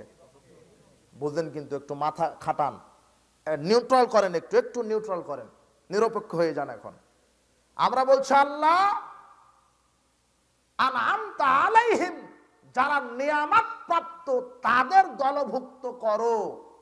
নবী, শহীদ, সিদ্দিক, সালেহ এদের অন্তর্ভুক্ত করো। মাগদুব আর দল্লিন ইহুদি খ্রিস্টানদের দলভুক্ত করো না। এটা সূরা ফাতিহা আমরা বললাম না? শেষে আমরা বলি কি? আমিন। এইটা আল্লাহ তুমি কবুল করো। তো যারা এই ফাতিহা পড়তে নিষেধ করছে, সূরা ফাতিহা যারা পড়ছে ইহুদি খ্রিস্টানের বিরুদ্ধে দোয়া করছে, যারা ইহুদি খ্রিস্টানের বিরুদ্ধে দোয়া করে এরা কি দালাল হয়? না যারা ফাতিহা পড়তে নিষেধ করছে এরা দালাল হয়? বুঝেননি কথা? গোপনে মার দিচ্ছে শয়তান। বলছে যে সূরা ফাতিহা পড়লেই তো ইহুদি খ্রিস্টানের বিরুদ্ধে দোয়া করা হচ্ছে, কাদের পড়তে দিব না। বুঝেননি? আমিন জুড়ে বলতে নিষেধ করে কারা? আমিন জুড়ে বললে গা জ্বলে কাদের?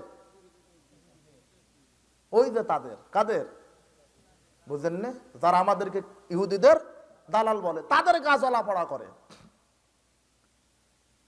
আরে আমিন জুড়ে বলা গা জ্বালা পোড়া হয় ইহুদিদের। আমিন জুড়ে এটা শুনতে ইহুদিরা যখন পায় তাদের গা জ্বালা পোড়া করে। ইবনে মাজার হাদিস খুলেন, আপনি আপনার হুজুরকে পড়তে বলবেন, 856 নম্বর হাদিস। আয়েশা রাদিয়াল্লাহু তাআলা আনহা বলছেন, রাসূল সাল্লাল্লাহু আলাইহি ওয়াসাল্লাম বলেছেন, মা হাসাদাতকুমুল ইয়াহুদু আলা শাই, ইহুদিরা অন্য কোনো কারণে শত্রুতা করে না মুসলমানের। হাসাদাতকুম আলা সালামাত তামিন, মুসলিমরা জোরে আমিন বলে আর সালাম দেয়, এটা দেখে ইহুদিদের সহ্য হয় না। জোরে আমিন বললে কাদের সহ্য হয় না? তা আমরা এখন জোরে আমিন বলি যাদের সহ্য হয় না। জোরে আমিন বললে যাদের সহ্য হয় না এটা ইহুদিদের স্বভাব। তার মানে তোমরা জোরে আমিন বললে তোমাদের সহ্য হয় না, তার মানে প্রমাণ হয় দালালি আমরা করি না, দালালি তোমরাই করো। বুঝেননি? ইফতারের সময়তে 3 মিনিট দেরিতে ইফতার করে কারা? ওই যে তারা, যারা আমাদেরকে ইহুদিদের দালাল বলে। রাসূল সাল্লাল্লাহু আলাইহি ওয়াসাল্লাম বলছেন, ইদা গরাবাতিশ শামস ফাকাদ আফতারা সায়েম, যখন সূর্য ডুবে যাবে তখনই সায়েম ইফতার করবে। দেখেন কি সুন্দর করে লিফলেট ইফতারের সময়সূচিতে লেখা রাখে যে সূর্য অস্ত যাওয়ার সময় 6টা 45 আর ইফতারের সময় 6টা 48। কয় মিনিট নেয়? 3 মিনিট। ও নিজেই বলছে ডুববে কখন? 45, আর ইফতার করবে কখন? বুঝেননি কথা? অথচ মুহাম্মদ সাল্লাল্লাহু আলাইহি ওয়াসাল্লাম বলছেন ইফতার করবে সায়েম কখন? সূর্য ডোবার সাথে সাথে। তার মানে করতে হবে কখন? রাসূল সাল্লাল্লাহু আলাইহি ওয়াসাল্লাম বলছেন, লা ইয়াজালুদ্দিন যাহিরান আলান নাসে ফিতরা, দিন মানুষের উপরে ততদিন পর্যন্ত বিজয় থাকবে যতদিন না মানুষ সূর্য ডোবার সাথে সাথে ইফতার করবে। রাসূল সাল্লাল্লাহু আলাইহি ওয়াসাল্লাম একেবারে স্পষ্ট করে দিলেন, লিআন্নাল ইয়াহুদা ওয়ান নাসারা ইউআখিরুন, ইহুদি খ্রিস্টানেরা দেরিতে ইফতার করে। কারা দেরিতে ইফতার করে? তো আমরা সূর্য ডোবার সাথে সাথে ইফতার করে আমরা বিরোধিতা করলাম, না তোমরা দেরিতে করে তোমরা ইহুদিদের দালালি করলাম? আমরা সূর্য ডোবার সাথে সাথে আমরা ইফতারি করে আমরা ইহুদিদের কি দালালি করলাম, না তোমরা দালালি করে, তোমরা দেরি করে তোমরা দালালি করলা। কারা দেরি করা? কাদের স্বভাব? ইহুদিদের। দেরি করে কারা? তারাই। অবাক কথা, বুঝেননি কথা? আর এই কিছুদিন আগে, আল্লাহকে হেদায়েত দান করুন, বক্তব্য সেমিনারে জুমার সালাতের পরে কুনুতে নাজেলার মাধ্যমে আমরা ইহুদিদের বিরুদ্ধে দোয়া করিনি? এই যে ইহুদি সন্ত্রাসবাদী মজলুম এই ফিলিস্তিন মুসলিমদের উপরে যে নির্যাতন চালাচ্ছে, আমরা এই ইহুদিদের বিরুদ্ধে দোয়া করি না? আমরা এগুলি মিডিয়াতে নাই। এদের এই আরে এরা দেখবে কি করে? চোখে তো ছানি পড়েছে এদের। একজন খারেজিদের চশমা পড়ে আছে, আর একজন ভণ্ড পীরের চশমা পড়ে আছে, আর একজন হলো মাধাবের চশমা পড়ে আছে। এরা বলছে সালাফিদেরকে আমরা নাকি ইহুদিদের টাকা খাই, যার নুন খাই তার নাকি আমরা গুণ গাচ্ছি। নাউজুবিল্লাহি মিন যালিক। বোঝেননি কথা? আবার কয়েকদিন আগে আরেকজন বলছে, যুবক তুমি তো তাকে আইডল মনে করো। শোনো, আইডল মনে করলে কি হবে? তুমি আইডল মনে করো, যুবক তুমি আইডল মনে করছো, কিন্তু এর ভাষাটা এত খারাপ হয়েছে। আল্লাহকে হেদায়েত দান করুন। কিছু আগে আরেকজন বলেছে যে আকীদা মানহাজের উপর থুতু নিক্ষেপ করি। বলেনি? বলেনি কথা? আমরা নাকি ফিলিস্তিনের বিপক্ষে ইহুদিদের পক্ষ নিয়েছি। কত মুনাফিক, কত বড় মুনাফিক! আল্লাহকে হেদায়েত দান করুন। আকীদা মানহাজ, তুমি আকীদা মানহাজ কাকে বলে তুমি জানো?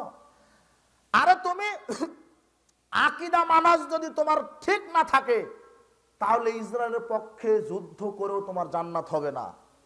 তুমি মাগাজি অধ্যায় পড়ো, বুখারীর যত হাদিস গ্রন্থে জিয়াদ অধ্যায় আছে, তুমি রাসূল সাল্লাল্লাহু আলাইহি সিরাতগুলি পড়ো।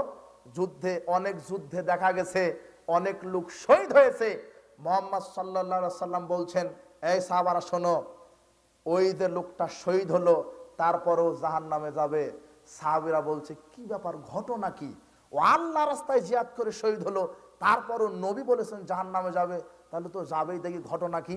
পরে সাহাবারা তদন্ত করে দেখলো ওই লোকটা জিহাদ করেছে, শহীদ হয়েছে তার বংশ গৌরব রক্ষা করার জন্য। কিসের জন্য? ওর নিয়তটা কি ছিল? যে আমাকে মুক্তিযোদ্ধা বলবে, বাপরে বাপ অমুক বংশের লোক জিহাদ করে শহীদ হয়েছে। নিয়তটা কি ছিল? নিয়তটা তার ঠিক ছিল না, আকীদা মানাস তার ঠিক ছিল না। এই কারণে শহীদ হয়ে কোথায় গেছে? তো আকীদা মানহাজকে তুমি থুতু নিক্ষেপ করো, যে আকীদা মানহাজ সাহাবীদের বিরুদ্ধে যাবে, ওই আকীদা মানহাজ নিয়ে তুমি সারা জীবন আল্লাহর পথে জিহাদ করলেও তুমি জান্নাতে যেতে পারবে না। তুমি আকীদা মানহাজ আগে বুঝো। কি চমৎকার করে বলে দিল, আকীদা মানহাজের উপরে থুতু মারে। বলেনি?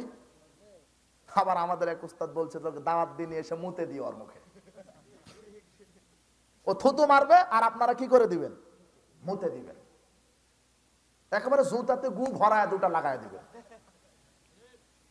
ওকে আমি 20 বছর সময় দিলাম, সালাফিদের ইতিহাস, আহলে হাদিসের ইতিহাস পড়বে। 20 বছর সময় থাকলো। আর তো ও যে বলছে যে জিহাদ, আমরা আহলে হাদিসেরা নাকি জিহাদের ভয় করে, তো তুমি তো জিহাদের খুব তেজ আছো। যাও, আমি আকবর বিন আবেদ একাই তোমার ওই পাসপোর্ট করে দেবো, ভিসার ব্যবস্থা করে দেবো, ফিলিস্তিনে যাতে যত টাকা লাগা আমি দেবো, যাও তুমি জিহাদ করে আসো দেখি বাপের বেটা। বুঝেননি মনে হয়? খালি গরম গরম বক্তব্য। আর জাতি পাইছেও, যার থুতনির জোর যত বেশি তার বক্তব্যের মাঠ তত গরম বেশি। দুই একটা ইংরেজি ধারে কি বলে, আর এই দাজ্জাল কিয়ামতের উদ্ভট একটা ব্যাখ্যা দিয়ে দেয়। ওরে বাপরে বাপ, যুবক বলে যে না ঠিক আছে, ও কি জানো শরীয়ত কি দিল। ওরকম 10 লক্ষ আলেম যদি বাংলাদেশে না থাকে, বাংলাদেশের অনুপরিমাণ ক্ষতি হবে না। বুঝেননি? আর সালাফিদের একজন আলেম যদি বাংলাদেশে থাকে, সারা পৃথিবী পরিবর্তন হবে ইনশাআল্লাহ। আরে সালাফিরা ইংরেজদের বিরুদ্ধে যুদ্ধ করে ইংরেজদেরকে তাড়িয়েছে, ইহুদি খ্রিস্টানদের বিরোধিতা করেছে সালাফিরাই। তুমি ইতিহাস খুঁজো, ইতিহাস পড়ো, ইতিহাস জানা নাই, অযথা মেরে দেয়। আল্লাহ এদেরকে হেদায়েত দান করুন। আকীদা মানহাজ ঠিক না থাকলে হবে না। সতর্ক। বলছিলাম কি বলতে গিয়ে এই কথা নিয়ে আসলাম আমি, মনে আছে না? সূরা ফাতিহা। জি, রাজাকাল্লাহ খায়। সূরা ফাতিহা পড়া ফরজ, ফাতিহা পড়তেই হবে। 10 মিনিট সূরা ফাতিহা 3 নম্বর রুকুন বা ফরজ। 4 রুকু করা। 4 নম্বর কি? রুকু। আল্লাহু আকবার বলে আবার রুকুতে চলে যাবেন। কত যে সমস্যা। আর একজন শয়তান বলছে যে এই আহলাদিসের আর নাকি হাত নাচে আর সালাত আদায় করে। কি শয়তান! যদি কেউ একেবারে নিজ সুরতে শয়তানকে দেখতে চায় তাহলে চোখ রাখতে হবে তাদের। বুঝেননি? হাত নাচানো রাসূলের সুন্নাহকে নিয়ে ব্যঙ্গ করেনি। রাফাল ইয়াদাইন করার 4 শতাধিক হাদিস বর্ণিত হয়েছে। সুবহানাল্লাহ। চোখে দেখবে কি করে? হে পড়ে আছে হলো পারে তরিকার চশমা, কালো চশমা পড়ে আছে। রাফাল ইয়াদাইন 4 রাকাত বা 3 রাকাত সালাতে রাফাল ইয়াদাইনের জায়গা 4 স্থান। কয় স্থানে? তাকবীরে তাহরিমার সময়তে একবার আল্লাহু আকবার, একবার হলো, তাই না? রুকুতে যাওয়ার সময়তে আল্লাহু আকবার কয়বার হলো? রুকু থেকে উঠার পরে সামি আল্লাহু লিমান হামিদা কয়বার হলো? 3 বার। 2 রাকাত সালাতের পরে 3য় রাকাতে দাঁড়ানোর সময়তে আবার আল্লাহু আকবার বলে কয়বার হলো? 4 বার। 735, 36, 37, 38, 39 সহিহ বুখারীতে এক ধারাবাহিকভাবে 5টি হাদিস বর্ণিত হয়েছে। বুখারী, মুসলিম, আবু দাউদ, তিরমিজি, নাসাই, ইবনে মাজাহ, বাইহাকি, দালামি, দারাকুতনি, মুসান্নাদ সাহেবা, মুসনাদে আহমদ, মুসনাদে আবু ইয়ালা, যত হাদিস গ্রন্থ আছে এমন কোন হাদিস গ্রন্থ নাই যেখানে রাফাল ইয়াদানের ব্যাপারে হাদিস বর্ণিত হয়নি। সুবহানাল্লাহ। এরা কি দেখে? আল্লাহ এদেরকে হাদিসের সঠিক বুঝ দান করুন। রাফাল ইয়াদাইন করে আল্লাহু আকবার বলে রুকুতে যাবেন, রুকু করা। 4 নম্বর ফরজটা কি? রুকু করা। 5 নম্বর রুকু থেকে উঠা। 6 নম্বর রুকু থেকে সোজা হয়ে দাঁড়ানো। এখন প্রশ্ন হবে যে রুকু থেকে তো উঠলাম, রুকু থেকে তো আমি উঠলাম। শোনেন, 4 নম্বর রুকু করা, 4 নম্বর ফরজ কি সালাতের? রুকু।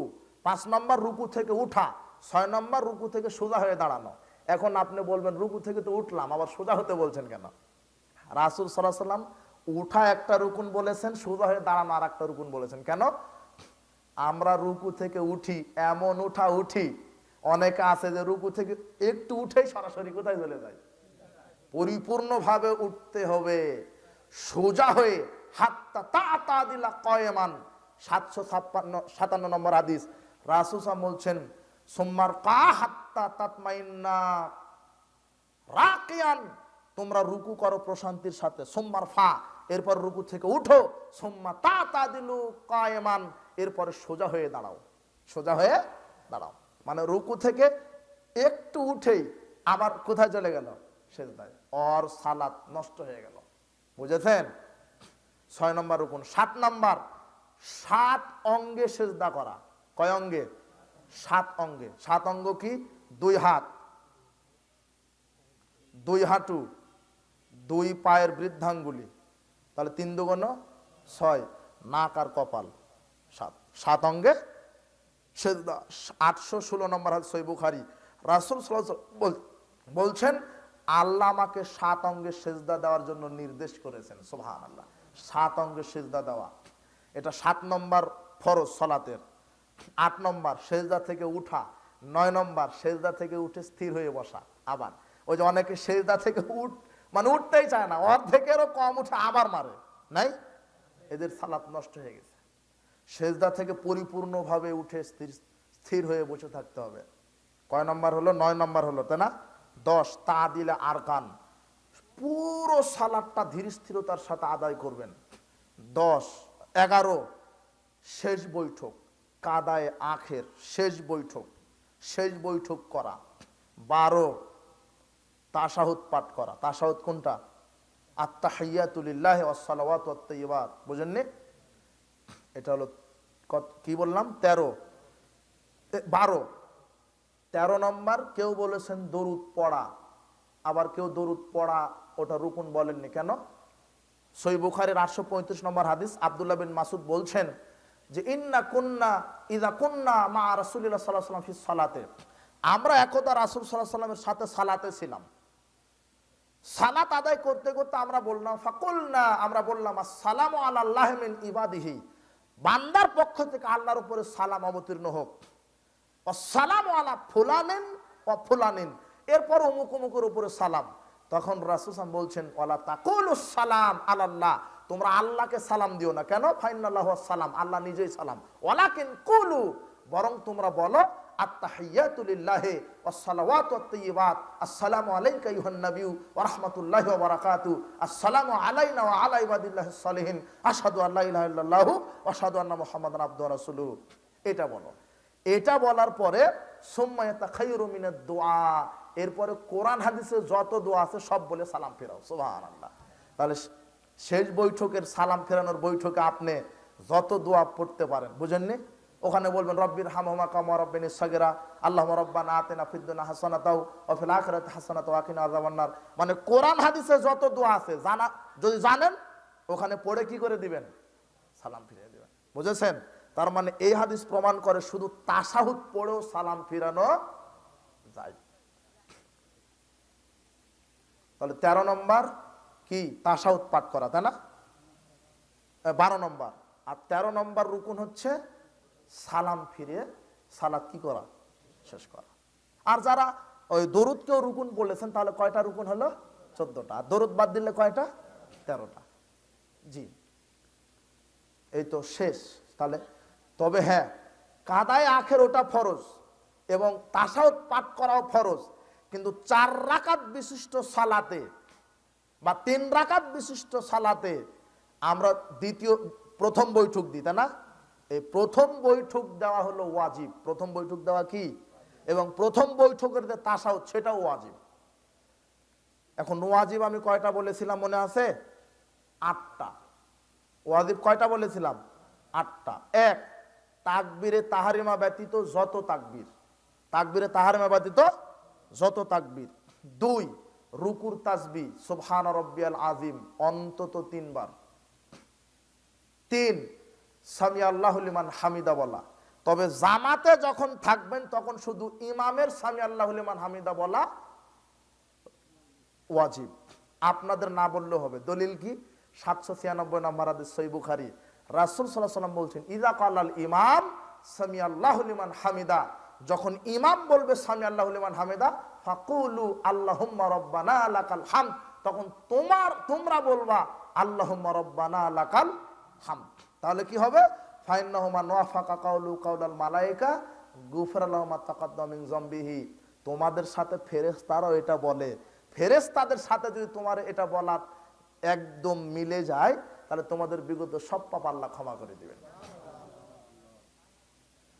তাহলে 1 নম্বর তাকবীরে তাহরিমা ব্যতীত সব তাকবীর, 2 নম্বর ওয়াজিব রুকুর তাসবিহ, 3 নম্বর সামি আল্লাহু লিমান হামিদা বলা, 4 নম্বর আল্লাহুম্মা রাব্বানা লাকাল হামদ বলা, 5 নম্বর সেজদার তাসবিহ পাঠ করা সুবহান রাব্বিয়াল আলা অন্তত 3 বার, 6 নম্বর 2 সেজদার মাঝখানের দোয়া কি?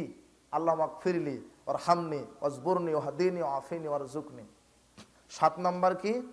তাশাহুদ পাঠ করা। এখানে তাশাহুদ পাঠ করা ওয়াজিব কখন? প্রথম বৈঠকের তাশাহুদ। প্রথম বৈঠকও ওয়াজিব, প্রথম বৈঠকের তাশাহুদও ওয়াজিব। তাহলে প্রথম বৈঠকের তাশাহুদ ওয়াজিব। 8 নম্বর ওই প্রথম বৈঠক দেওয়া। তাহলে কয়টা হলো? এখন সাও সিজদার বিধান। সাও সিজদা কখন দেওয়া লাগে? সালাত ভুল হলে সাও সিজদা দিতে হয়। কিন্তু সালাতের যে 13টি বা 14টি আমি রুকুন বললাম, রুকুন আপনি ইচ্ছা করে ভুল করেন আর অনিচ্ছাকৃতভাবে ভুল করেন, হয়ে গেলে সাও সিজদা কাজে দিবে না, আবার নতুন করে পড়তে হবে। কিন্তু সাও সিজদা দিতে হয় 3টা কারণে। কয়টা কারণ? সালাত কম হলে 1, 2 সালাত বেশি হলে, 3 সন্দেহ হলে। কিভাবে?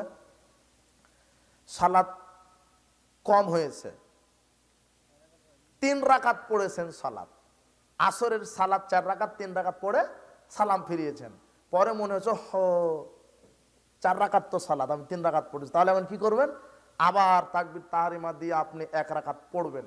পড়ার পরে আত্তায়াতুদ দরুদ পড়ার পরে সাও সিজদা দেওয়ার নিয়ম সালামের আগেও দেওয়া যায়, পরেও দেওয়া যায়। আপনি 2টা সেজদা দিয়ে সালাম ফিরিয়ে দিবেন, অথবা সালাম ফেরানোর পরে 2টা সেজদা দিয়ে আবার সালাম ফিরিয়ে দিবেন। বুঝেননি? ওয়াজিব তরক হলে, ওয়াজিব তরক হলে শুধু লাগে কি? সাও সিজদা। রুকুন তরক হলে সাও সিজদা হবে না, ওই সালাত আবার পুরো পড়তে হবে। যেই রাকাতে আপনি রুকুন ছুটেছেন শুধু ওই রাকাত পুরো পড়তে হবে। বলছিলাম আসলে সালাতের সূক্ষ্ম বিষয়গুলি দার্সের ব্যাপার, সময় নিয়ে, বুঝেছেন? তবে সহসিজদার নিয়ম কম হলে বা বেশি হলে, আপনার বেশি হয়ে গেছে তাহলে কি করবেন? দুটা সেজদা দিয়ে সালাম ফিরিয়ে দিবেন। এখন সন্দেহ কি যে আমি একটা সেজদা দিলাম না দুটা সেজদা দিয়েছি, হয় না? তাহলে আপনি চূড়ান্ত কম ধরে নেবেন, দিয়ে দুটো আর একটা সেজদা দিবেন, বুঝেননি? দিয়ে শেষ বৈঠকে আপনি দুইটা সাহসিজদা দিয়ে সালাম ফিরিয়ে দিবেন, বুঝেননি মনে হয়? সাহসিজদা। সালাত কম হলে 1, বেশি হলে 2, 3, সন্দেহ হলে সাহসিজদা দিতে হবে। এই হলো ওয়াজিব। আর সুন্নাত কি? রাফালে আদায়ন করা সুন্নাত, বুকের উপরে হাত বাঁধা সুন্নাত। যখন আপনি সেজদা করে আবার উঠতে চাচ্ছেন তখন 2 হাতে ভর দিয়ে উঠতে হবে। অনেকে হাঁটুর উপরে ভর দিয়ে উঠে, তাই না? বুখারীর আবু দাউদের 840 নম্বর হাদিস, বুখারীর 823 নম্বর হাদিস, রাসূল সাল্লাল্লাহু আলাইহি সাল্লাম 2 হাতে ভর দিয়ে উঠতেন। যখন সেজদায় যাবেন আগে হাঁটু দিবেন না পা দিবেন? আগে হাঁটু দিবেন না হাত দিবেন? হাত। দলিল আবু দাউদের 840 নম্বর হাদিস, বুঝেননি? সব একেবারে আয়নার মতো করে দেওয়া আছে। এগুলি সুন্নাত। জোরে আমিন বলা সুন্নাত, বুকের উপরে হাত বাঁধা সুন্নাত, রাফালায় দেন করা সুন্নাত। সালাতে যখন দাঁড়ালেন তাকবীরে তাহরিমা দিয়ে তখন আপনার দৃষ্টি থাকবে সেজদার এরিয়াতে। কোথায়? সেজদায়। কিন্তু তাশাহুদের বৈঠকে যখন আপনি বসবেন তখন আমরা তাশাহুদ পড়ি, তাই না? তাশাহুদের শুরু থেকে শেষ পর্যন্ত তর্জনী আঙ্গুল নাড়াতে হবে 53 আঙ্গুলের মতো। ওই সময়তে দৃষ্টি থাকবে আপনার এই নখের উপরে। কোথায়? নাসাই 1275 নম্বর হাদিস, রাসূল সাল্লাল্লাহু আলাইহি ওয়াসাল্লাম তাশাহুদ পড়তেন আর ইশারা করতেন। শুধু একবার টপ করে উঠিয়ে আবার নামিয়ে দিলেন, এরকম হাদিস পৃথিবীতে নাই। ইউশিরু বিসাব্বাবা, রাসূল, সহিহ মুসলিম 1338 নম্বর হাদিস, রাসূল সাল্লাল্লাহু আলাইহি ওয়াসাল্লাম শুরু থেকে শেষ পর্যন্ত ইশারা করতেন। কি করতেন? আর শেষ বৈঠকে যখন বসবেন তখন শুরু থেকে শেষ পর্যন্ত আত্মায়াতু পড়েন, দরুদ পড়েন, মাসুরা পড়েন, যত দোয়া আছে এদিকে পড়বেন, দৃষ্টি থাকবে এই নখের উপরে, আর হালকা ভাবে নাড়াবেন। অনেকে জোরে জোরে নাড়ায়, তাই না? না, এটা বাড়াবাড়ি। মুসনাদ আহমদের 5964 নম্বর হাদিস, রাসূল সাল্লাল্লাহু আলাইহি ওয়াসাল্লাম বলছেন, তোমাদের এই আঙ্গুল নাড়ানোটা ইবলিস শয়তানের কাছে লোহার ডান্ডার চেয়েও ভারী বেশি হয়। সুবহানাল্লাহ। মানে যতক্ষণ এর নাড়াচ্ছেন ততক্ষণ কাকে পিটানো হচ্ছে? শয়তানকে। বুঝতে পেরেছেন? তাহলে এটা শুরু থেকে শেষ পর্যন্ত সালাম ফিরিয়ে দিবেন, আঙ্গুল নামিয়ে দিবেন। শেষ বৈঠকে বসার আদব কি? শেষ বৈঠকে বসবেন, বাম পাটা ডান পায়ের নলা দিয়ে বাহির করে দিবেন, নিতম্বের উপরে বসবেন, বুঝেননি? শেষ বৈঠকে, সালাম ফেরানোর বৈঠকে। আর প্রথম বৈঠকে বসার সময়তে বাম পায়ের পাটার উপরে নিতম্ব রেখে বসবেন। বুঝতে পেরেছেন? এই সময় ডান পায়ের বৃদ্ধাঙ্গুলি কেবলা মুখেই থাকবে। আরো অনেক কিছু ছুটে যেতে পারে সময়। আমাদের সালাতুর রাসূল একটা বই আছে, মোহাম্মদ আসাদুল আল গালিব, ওনার লেখা। কার কার আছে এই বইটা? হ্যাঁ, সংগ্রহ করবেন।